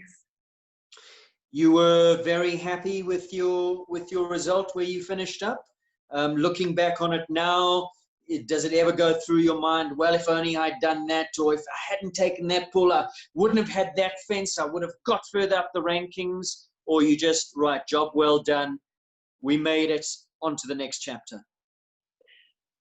Definitely job well done. We finished about 70 out of 140, but on the second day, I should have done an extra jump in the warm-up. The rider in front of me got eliminated, so that cuts your time short by about a minute, which means they all of a sudden start yelling for you to get to the in-gate. I needed another vertical. I then had walked the course early morning, and I was riding late afternoon, and the shadows in the arena changed, and number one was all of a sudden in the shadow. I should have shown it to him. I didn't. He had it down. I chose to show him something else that I thought was very difficult. We had a water jump that I think 85% of the class landed in it, because it was related on a tricky distance from a very, very tall, flimsy orange vertical that sort of was the same color as the sand almost. So I went up to that vertical and I showed him, and then the bell rang. So that was an unnecessary 4 faults that would have changed the result a little bit, but at the end of the day, it doesn't change much. We held it together. It didn't go wrong. The horse stayed sound. The horse was happy, healthy. And that's the most important thing. Nothing went wrong. As a rider, Dominique credits your BMT, your big match temperament, and also your brain, that your brain is always working. Now, I'd imagine there's a blend between a thinking rider and an instinctive rider. You have an idea of what you want to go in there and do, but sometimes the best laid plans come unstuck, and you go to instinct, and instinct kicks in, and you have to perhaps improvise a little bit. Is there any space for improvisation on a track like a World Equestrian Games track, or does that visualization that you go through before you go in, you know what distance that is, you know how you're going to ride it, you know how much canter, you know what you're going to do at that triple bar? Where do you sit? I think, first of all, in any track, for me, for a rider of my type, where I said I'm not that natural, I think my instinct has come through years and years of riding. So if plan B comes into place, it's because I've just trained so hard and jumped so many courses. When I go into the arena, I, thanks to Jonathan Clark, will walk a distance of 11, 12, and 13 and 14 strides, which a lot of people would never dream of doing, especially outdoors. Mm. So I don't leave much to error. I don't leave much for guessing. And when we walk in a group with Domini, they all laugh at me. Oh, there's Lisa walking 11 strides. But who do they ask when they're worrying about that long distance? How long does it actually walk? You know, they know I've been the idiot that's walked it. But and so for me, going into an arena, a big class, especially WEG, yeah, you got to have plan A, and you got to try your best to make plan A work. Obviously, something goes wrong, you got to try plan B. But the jumps are so big, you can't be too far or too close. You know, you've got to be correct. There's no room for error, really. Yeah. Interesting, because you speak to different people, and one of the old timers, Mickey Lowe, can't understand how people walk a distance more than 4 strides. And then Marlene talks to you and says, well, in America we walk from where the start is to the first jump, and every distance in between. So different ways to skin a cat, I guess. But moving on, you leave Tryon, great experience, lots of South African gees, and now the first part of your journey, you've ticked the box. Now the next part is build up to the World Cup finals, but a whole new animal, because back to Europe, moving from the outdoor circuit, it's now all about readjusting to indoors. How big a change was that? Huge change. But luckily, Domini's arena is quite small, and he would regularly put up a World Cup class that he'd seen somewhere across the world, and he'd put it up in his arena, and we'd jump and train that over the years. So I'd learned to ride in a small arena, jump big jumps off tight turns, etc., etc. But riding indoors changes everything. You first of all those riders walk every single distance around every single turn. That was one thing I noticed. I didn't feel out there at all. And you ride at a different pace, and maybe not, you get some big indoors in Europe. We jumped in Pielbergen in the Netherlands. It's a huge indoor. It's great for young horses. It's not testing. But then you go to Dortmund. It's a tiny oval arena like Gothenburg. We jumped in Villach in Austria. I think it was 20 by 60, and we jumped 5-star. The oxes were, I think, 2 strides off the top of the arena.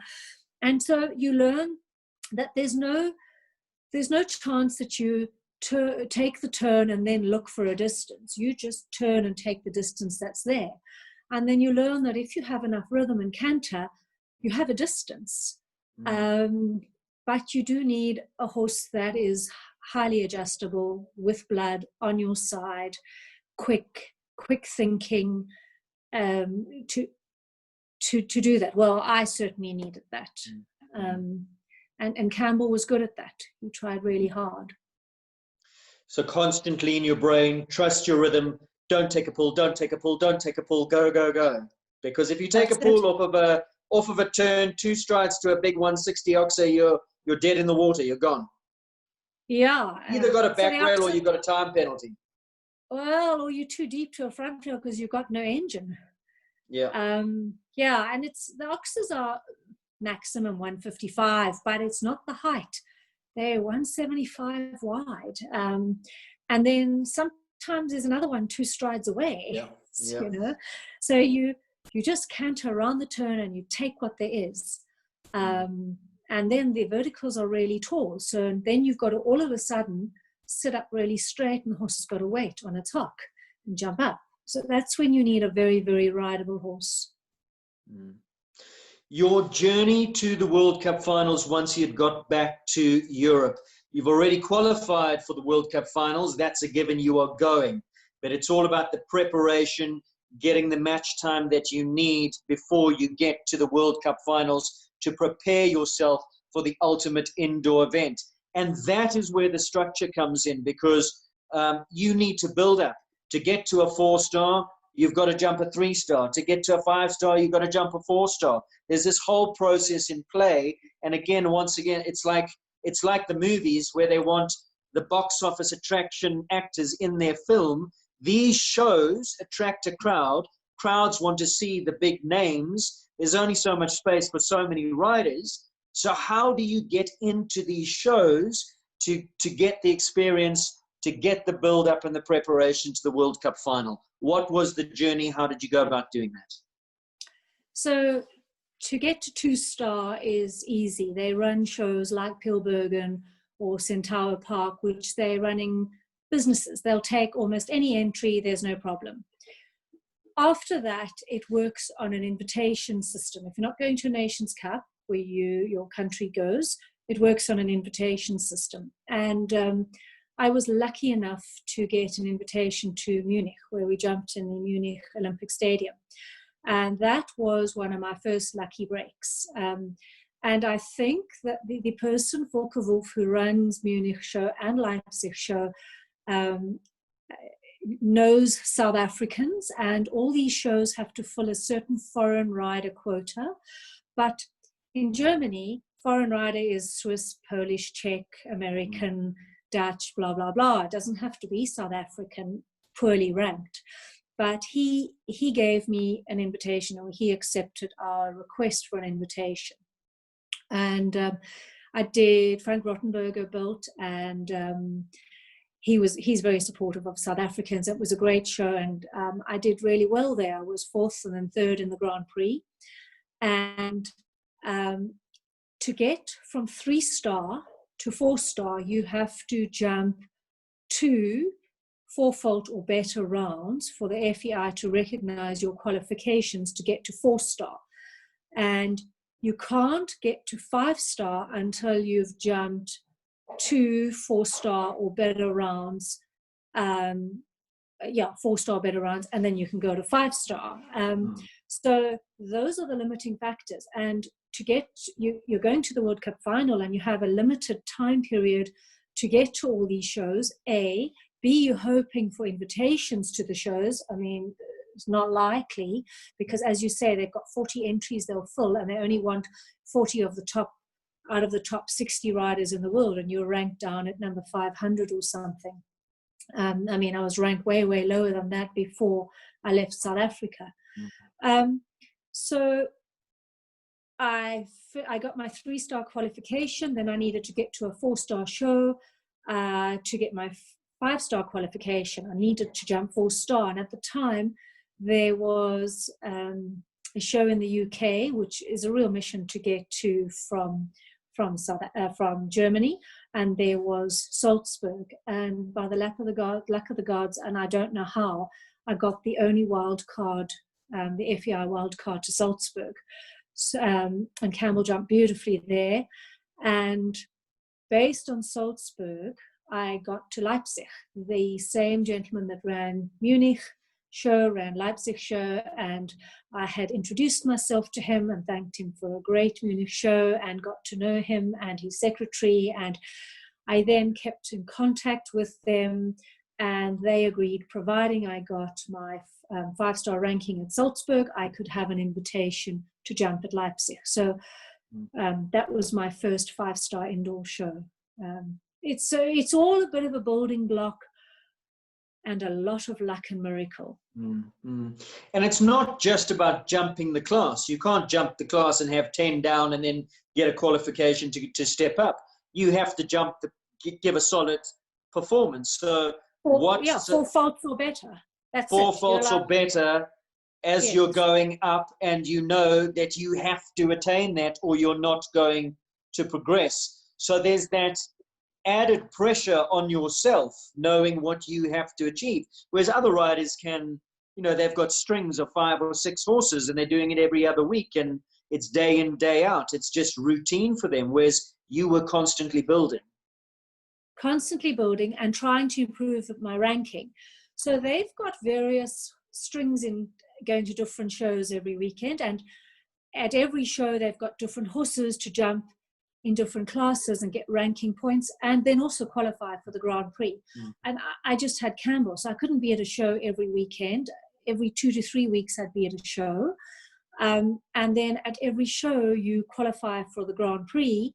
It's not a given that you just ride in it. And where other riders have more than one horse to use in different classes, because it's the rider that qualifies, not the horse. Campbell had to jump every class to qualify me for the Grand Prix.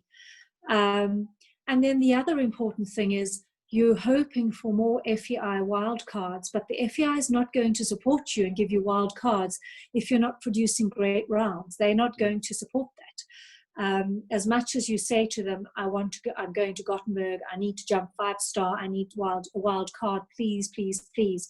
If you're not jumping adequate rounds, they are going to give the wild card to somebody else.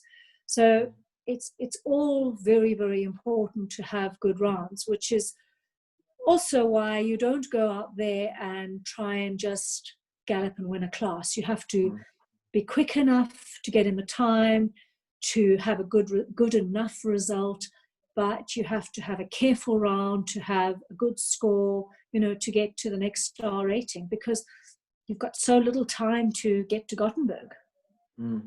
And of course, you've got to make sure that your horse pulls up sound the next day when he comes out of it, which is another pressure on you, because once again, like those other riders, you've got strings of 5 or 6 Grand Prix horses, 2 or 3 speed horses. They got different strings to their bow here.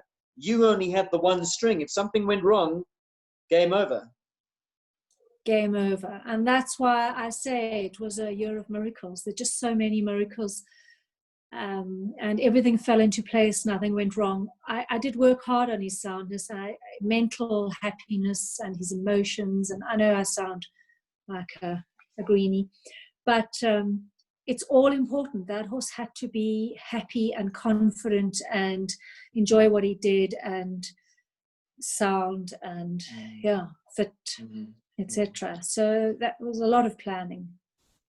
A lot of planning, a lot of traveling as well. Europe is a big place. These shows are all over the place, many thousands of miles racked up on the clock as you're going around.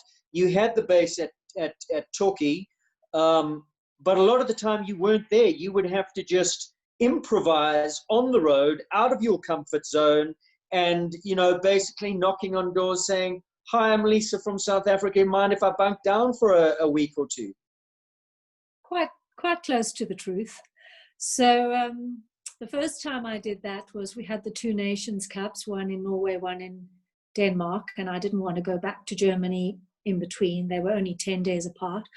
So I found a friend of a friend of a friend in Denmark, and I had Shanley Marshall with me, and we went and stayed with a very, very nice couple in a beautiful yard for 10 days, and then we went to Ugohan. The next time I did that, I got an entry to Samarin in Slovakia, to the best showground in the whole world is in Slovakia, I might add. And I was there for 2 weeks, and then I got the invitation to Budapest in Hungary, and there was no point in going back to Germany to go all the way back past Slovakia back into Hungary. So I asked Robin at the SAEF office to please send the show organizer a message. Anybody have a stable and a room for a horse and a lady with a suitcase and a trunk? And it was amazing. It wasn't even half an hour. I mean, I obviously did this in advance. I didn't wait until just before the show.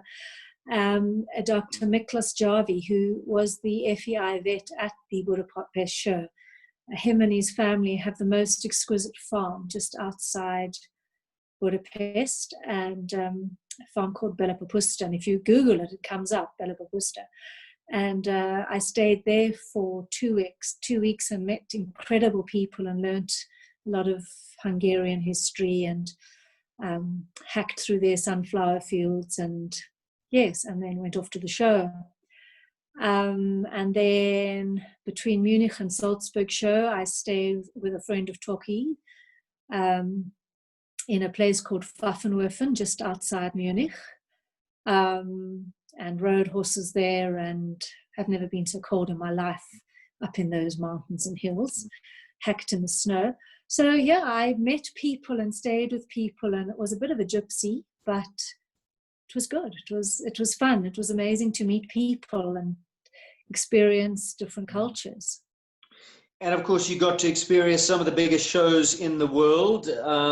Obviously, we've already mentioned the World Equestrian Games, but did you, in your wildest dreams, imagine how big some of those shows are, the spectacle of them, the popularity of the sport of show jumping, the crowd appeal, how the crowds get involved?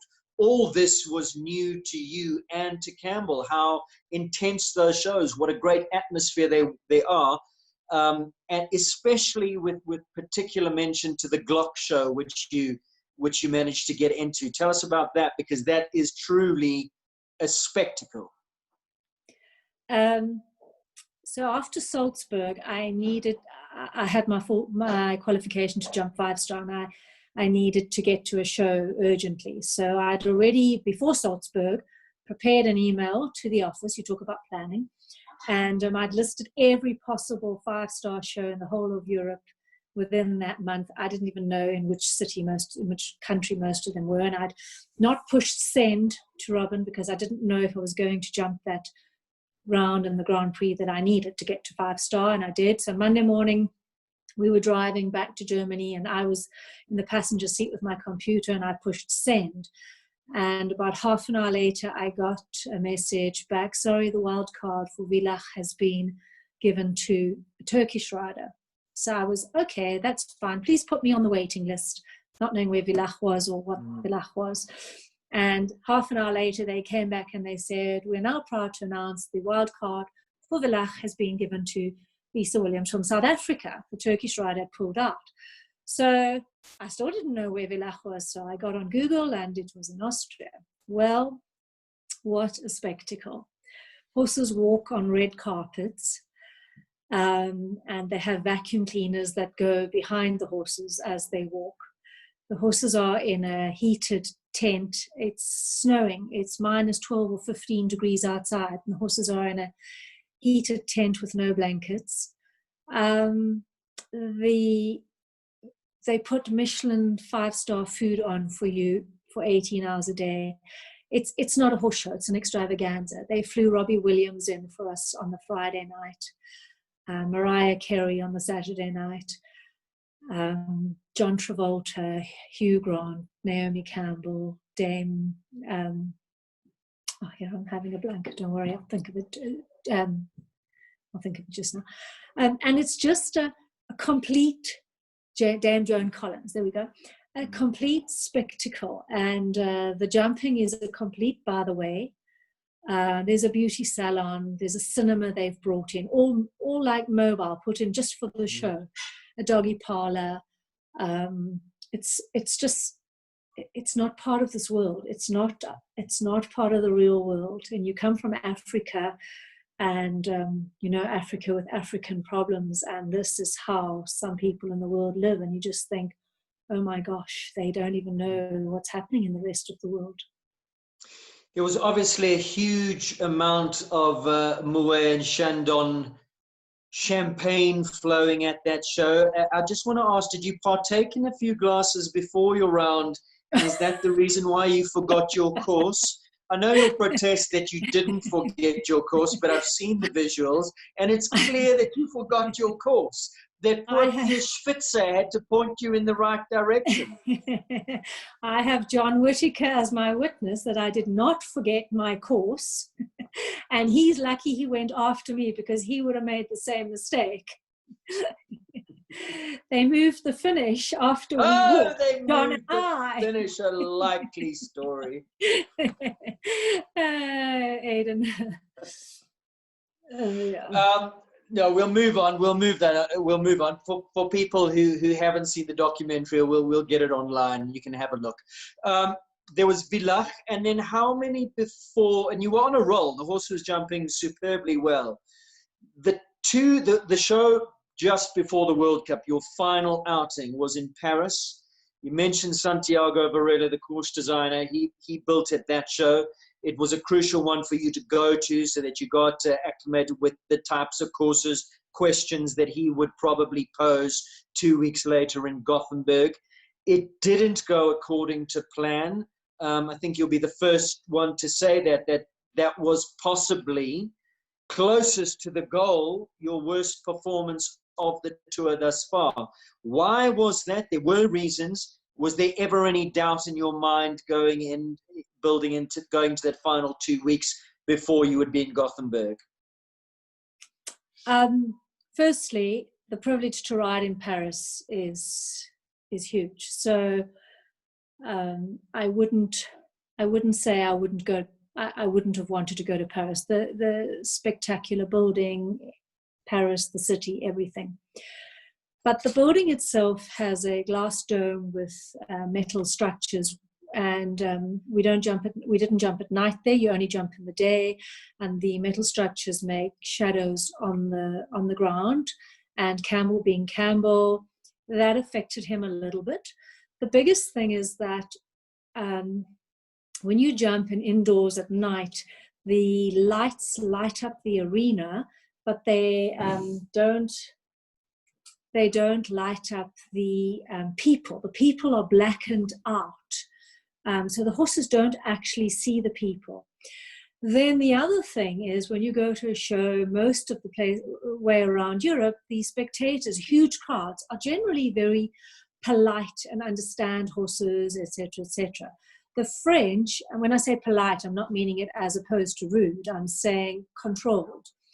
The French are exuberant and amazing in their response to horses and riders, especially French riders. Campbell jumped a really good round the first day. I was happy with that. The second day, I walked into the arena as a French rider, jumped a clear round, and the crowd went crazy.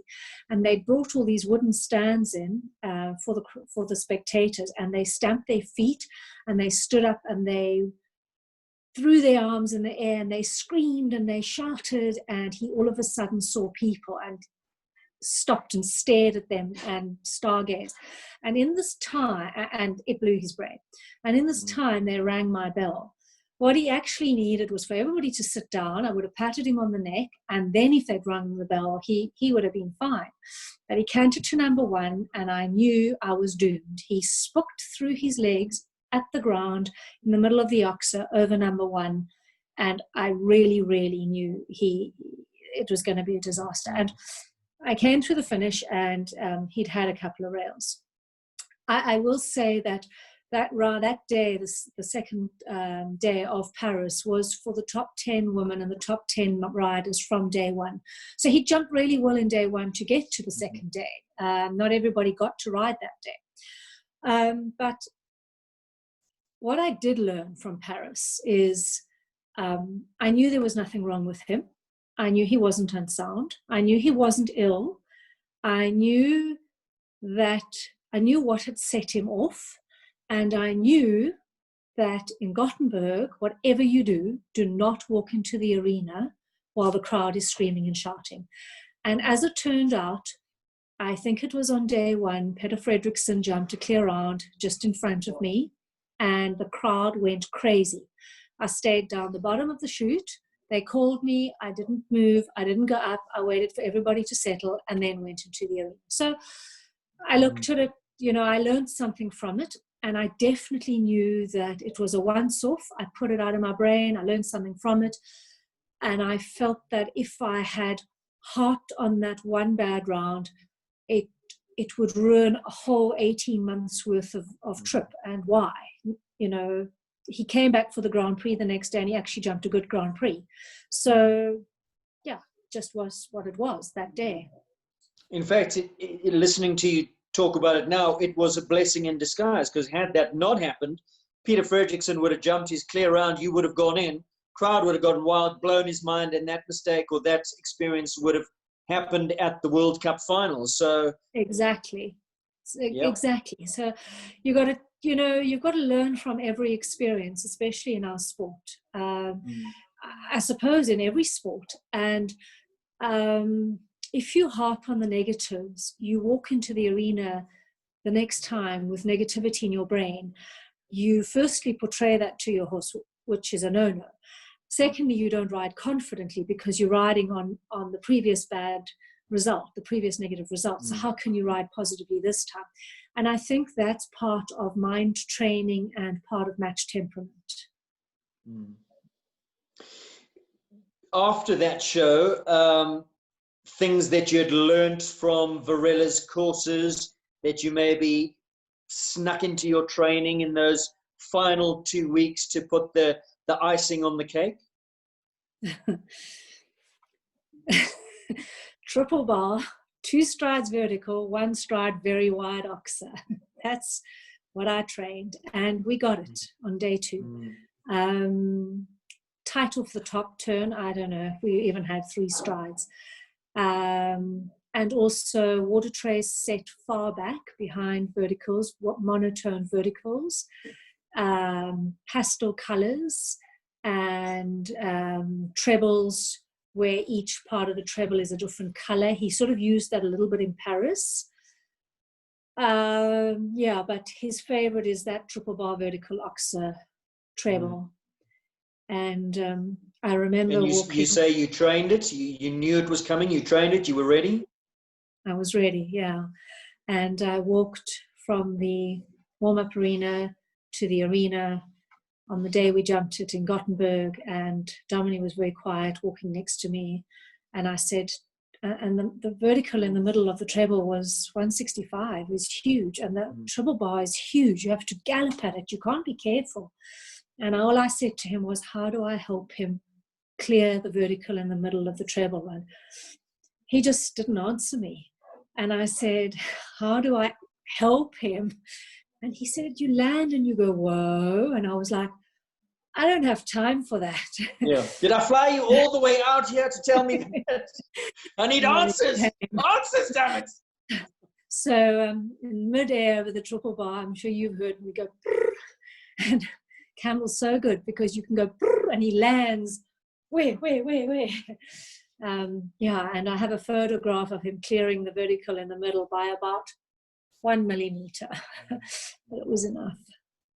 Tell me about the World Cup finals as an occasion. I was lucky enough to be there, in fact, 20 years ago at Gothenburg in that arena. The arena itself is the oval shape. It's small, it's tricky, it poses all new set of problems on its own, just trying to ride off the turns. But first of all, before we get there, the event, the occasion, the build-up, the people, the media, you know, as an occasion. It's just incredible. The lights, the music, the pomp, the flowers, it is incredible. And like I say, I'm probably not going to get to another one. So you just like suck it all up and breathe it in and absorb it and enjoy absolutely everything about it. The arena is difficult. It's oval. Luckily, I'd ridden at Dortmund, which I think is smaller. I didn't jump World Cup final there. I only jumped 4-star there. But Dortmund gave me a feeling for riding in an oval. You're always turning. It is difficult. But yeah, I think by the time he got to Gothenburg, he was jumping so beautifully. And it was a great experience. And we made some mistakes, you know. It's our first World Cup final. And that, again, is what can prepare you for a World Cup final. Only jumping one. You know, you jump 3-star, 4-star, 5-star, and then you jump a World Cup final. It's even bigger. So it was great. Now, once again, the format of the event is basically every day is a speed class. They whittle them down right the way to the final. The first one end on a time. Everybody gets a time. Scores converted to table C, converted through an equation to penalties. And that's how they get your starting order for day 2. So once again, you've got to go from the get-go. There's no hanging about if you want to be up there. Where was your head at? Just once again, like the World Games, get around, go round the fences, don't aim for any of the inside turns, or be as competitive as you possibly can to make sure that you're inside of those qualifying cutoffs? Okay, most of those riders have a speed horse for day one. Now, their speed horses are better than any Grand Prix horse we've ever seen, and they go flat out. So that puts them on a really good footing anyway. I didn't have a second string horse, and I sat and I watched the first few in the class, and the first person to go in was Beat Mundley, and he tried an inside turn and fell off and got eliminated. So that was the end of his World Cup final. So that sort of goes, big cross, don't do that.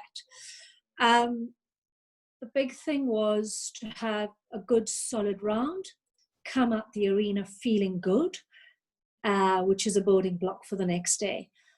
As a South African with no mileage at that level and one horse, you're not trying to be a hero. You're trying to come away from the show, from the trip, from your investment, your year away, feeling good about yourself, not feeling disappointed because you've let yourself down because you took a silly chance and made a mistake, a silly mistake somewhere. So you're always just being, you're trying to do the best you can, jump the best round, clear as possible, etc. So that's sort of where my mindset was. Have no regrets for being silly. Into the qualification, where did you finish up after the first day? How did it go from then? I finished at 20th, and they took the top 19 through, so to the last round. But that's also fine, you know. Yeah. You don't sit at home now all these months later at night going, oh, if only I'd gone that inside turn. Or it is what it is. The achievement was remarkable. The journey was remarkable, and you achieved what you set out to achieve. I tell you what I do regret is on the first day. My weakness when I ride is I fall right. So I'm always on a right curve thinking stay left, stay left, stay left. So I don't shorten the distance. And on the first day, I stayed left beautifully, except I created an extra half stride. So I had to add a stride into a double, which caused a rail. Had I not done that, I wouldn't have had that rail. I would have been higher up. So I do curse myself about that. But you know what? Maybe that last round would have been too much. Maybe my horse would have got hurt. Maybe. And it is what it is. And it was a year of miracles and a year of privilege, and I did it. So I don't think I have any regrets. He's back now. He's at the top of his game. We've seen him out since. He's won Grand Prix since he's been back. He's happy to be back. But was there ever a time where you thought, well, I'm here, what if we leave him? Or was there anybody perhaps who threw big money at you and said, hey, we love the horse. I mean, you'd come so far. He's part of your family, isn't it? It would be like selling one of your children. Well, I think I'd sell my son easier, and he's listening. Yes, they did. They did offer money. And we did. Everybody, spoke about the Olympics. But then when you work through the possibility of qualifying, against the Saudis, who subsequently were disqualified, and you do throw a whole lot of things in the air. But Toki was leaving Europe, going to America, and there is no ways I would just leave Campbell with anybody, and we weren't going to sell him. And to wait around for the Olympics for another year is just too expensive and too time consuming. And at the end of the day, I had a beginning goal and I had an end goal, and I was pretty adamant I was coming home. And when I look back on it now, it was the right decision, because what would I be doing now with a horse stuck in Europe, no flights to South Africa, no Olympics, etc., etc. So there was a reason for my decision of just, I'm going home. I've done it. Nothing's gone wrong. Let's go home.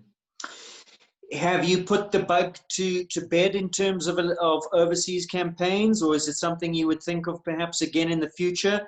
If so, would you do it the same way? We know we wouldn't go through Mauritius. That hopefully things are going to change. So perhaps things might be a little bit easier in the future. But if you were to do it again, would you change anything? Not much. I would only do it with a horse as seasoned and as much of a partner as Campbell was. That, I think, is for me, the number one priority, because there was never any doubt in my head about him being on my side. So that's one thing. I would only do it with a horse like that, as good or better horse. Then I think I would only do it with a bigger budget, which I'm not sure is possible. You definitely need a very big budget to do this sort of thing comfortably and happily. I would probably want to have enough of a budget that I can afford a good 7-year-old to travel with. You can't own a 5-year-old. They don't go to the same shows. You have to have a minimum of a 7-year-old, but a very, very good top 7-year-old. And when you say that, it goes back to what we were talking about, to lighten the load on, would it be Campbell again or some other horse? It's very difficult for that one horse to shoulder the whole burden of getting you qualified for where you need to go. No. See, they have, at these international shows, they have 7-year-old classes, 8-year-old classes, and then your international classes. So you can't afford another horse to jump at that level. I mean, unless you take 2 from South Africa. And not many of us are that privileged to have 2, for example, Campbells at one stage. So it's just to have another horse to go and ride a warm-up class at the show, to give you another ride, to get your eye in, to get the feeling of the arena. That's quite important. I didn't have that advantage. I never made a big thing about it. I never harped on it because it wasn't an option. So just, make the best of what you have. I would love to do it again, but I wouldn't easily do it again because I know what it takes and how difficult it is. And I honestly think that the fact that it all worked out is just one miracle after the other. If I think about what could have gone wrong, it terrifies me more than thinking about those jumps and those courses. So, yeah. Now, we do have this World Cup series. The winner does get to go over. Thanks to you, there is this dispensation that one can go to the World Cups, the finals, the following year. But it does take a huge amount of sacrifice, and it does take a huge amount of money. Ballpark figure, I don't want to pry, but this was a substantial financial investment by a few people to get you over there, and your family, yourselves. It's costly. It's not just, well, I won the World Cup finals, I can go now. No, it's not easy. But it's costly, and it's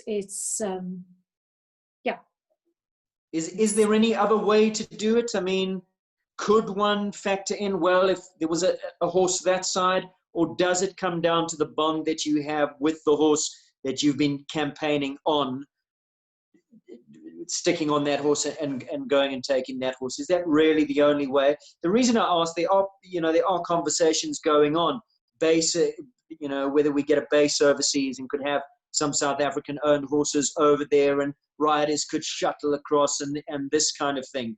But it really comes down to that partnership between you and your horse. Because Dominic tried, he had Flashlight. Sean Neal tried having a horse over there. Those occasions just didn't work out. Dominic did really well on Flashlight. For me, it's about a partnership. And you talk about a base with South Africans there and commuting, etc., etc. You can do that at 2-star level, maybe a bit of 3-star level. But for me, if you're going to try and get to the World Cup final and give it your very best shot and jump those 3 and 4 and 5-star shows properly, you have to do it properly. You have to be there.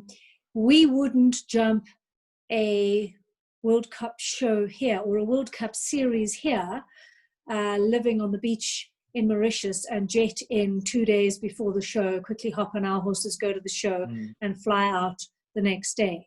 It doesn't happen like that. We don't even do it for our own series, which is not as competitive as jumping 2-star there. So why would we think we can do it for a World Cup series there? It doesn't work. If you're going to do something in life, you got to give it your all. Yeah, yeah. Just picking your brain, some ideas that you might have how South Africa forwards the game, basically. Are we where we going to be? Is this it? Is this our ceiling? Or are we able to perhaps down the line field Nations Cups teams, Olympic teams, World Equestrian Games teams that are not just making up numbers? If you believe that's possible, what is the roadmap?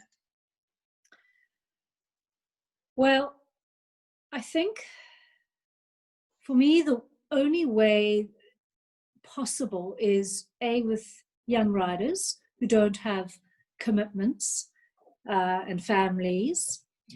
B, you have to be prepared to work extremely hard. I don't mean work hard riding horses only. It's generally hard work. I cannot tell you how hard Lexi Stace works. I've been at shows with her.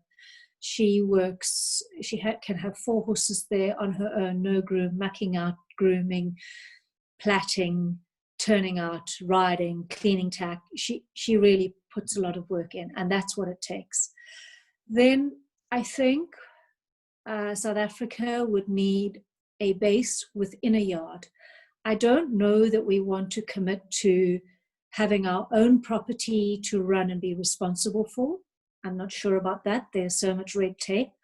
But there are very large yards that run very efficiently. And you could easily hire 8 or 10 boxes within a yard. And they already have, most of those yards have personnel that come and do mucking out or topping up with hay. So and then they're already raking the arena, and they already have equipment, and they're already ordering hay, and they're already ordering feed. So the basics of a yard are there. And you would have to have a manager that would run your 10 horses or 8 horses, and the manager would need to be a good rider that would need to keep them fit and ticking when particular riders weren't there, if riders were commuting. We'd need a truck, and the manager would need to be an administrative person who would liaise with the SAEF office to work out possible show schedules and routes and request entries, etc., etc. So I think it could work on that basis, but then you're looking at you have to be realistic. You're not going there to conquer the world. You have no idea how many top German riders there are under the Ludger Beerbaums and the Marcus Ennings, and how many top Belgium riders there are, etc., etc. So you need to go there with the idea of, we're going to start at a 2-star level. We're going to base ourselves in the Netherlands, easy access to northern Belgium, Netherlands, into Germany, travel on the 2-star circuit, find our way, get up to the 3-star level, start fielding some Nations Cups teams. That gets us exposure, etc., etc. And if you're dealing with young riders and they work hard and they don't have hectic commitments back home, I think that's the best way that it will work. And then, of course, the big stumbling block is the rand. Yes. So, yeah, I mean, those riders will need to work horses for other people and earn euros. But the rand is a problem. That's why I say I'm so glad I'm out of there. It's not insurmountable. It's not impossible. As a collective, if we all got together, these things can be done. Anything can be done that you put your mind to, if people will work together and stand together. And the people that I did on certain occasions not work with, but encounter, Lexi, Oliver, Gavit, Johan, those few times, I mean, we all pulled together, worked together, encouraged each other, and it is possible. We all come from different fields, different walks, different groups, but we're all South Africans, and there's a certain culture and a flavor about that.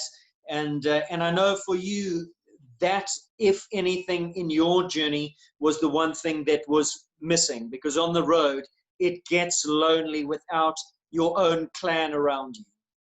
It's very difficult. It's very lonely. You can go to shows and not one person will greet you.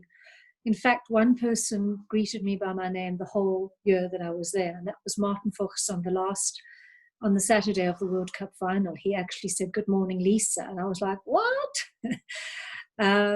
So yeah, it's a very lonely place. Certain nations are easier than others. The Irish and the English are very easy to talk to. Other nations more difficult. But it is a lonely circuit, and people keep to themselves, and it's nice to have South Africans around you. And then also in between my shows, I went back to base with Toki and Roxy, and that was a nice South African environment, and we always had South African grooms that were there for 3 months at a time. So I didn't learn much German because I was in a South African environment all the time, and that was good. Final question. I cannot believe that we've been speaking for nearly 2.5 hours. The time has flown by. Final question. You're back here now. Are you as hungry as you were before you went overseas, or do you feel like, well, been there, done that, bought the T-shirt, and now the rest is just a bonus? And what's next on your radar? Do you want me to be honest? George is sitting behind me. No, it's candid. Yes, honesty. I think I am as hungry. I didn't think I would be, but I suppose it's my nature. And I've still got Campbell for a few years, and I did bring him back, so I might as well enjoy him and ride him. And then I have a young horse out of the same dam as Campbell, Perouge. He jumped his first 130 just before lockdown, and I think he's super. But yet again, when do you know you have a good horse? The day you go and jump your first WEG class, that's when I knew Campbell was a great horse. I don't know how good Perouge is. I'm hoping. So, and then we bought 2 other youngsters out of the same dam. So, yeah, I'm going to be really old when I'm finished. If you won another World Cup final and Mauritius had been removed from the equation, would you think about doing it again? Block your ears, George. Close your ears, George. If Mauritius was out of the equation, possibly. If the horse was as good as or better than Campbell, and if I had a big budget. Lisa's been wonderful chatting to you. On behalf of all of us, thank you. Thank you for blazing a trail, for doing it, for fact-finding, path-finding, and all this knowledge that you've brought back. And it's great to have you back. And we look forward to many, many more devastatingly good rounds from you and the Menace, Dennis the Menace, aka Campbell. Wonderful, and congratulations on all your achievements. Thank you, Aidan, and thank you for all your support and the interest you've taken, and thank you for tonight. It's been amazing. And thank you to everybody who supported Campbell. Of which there are plenty. We'll see you on the other side. Take care. Thanks. Night. Bye.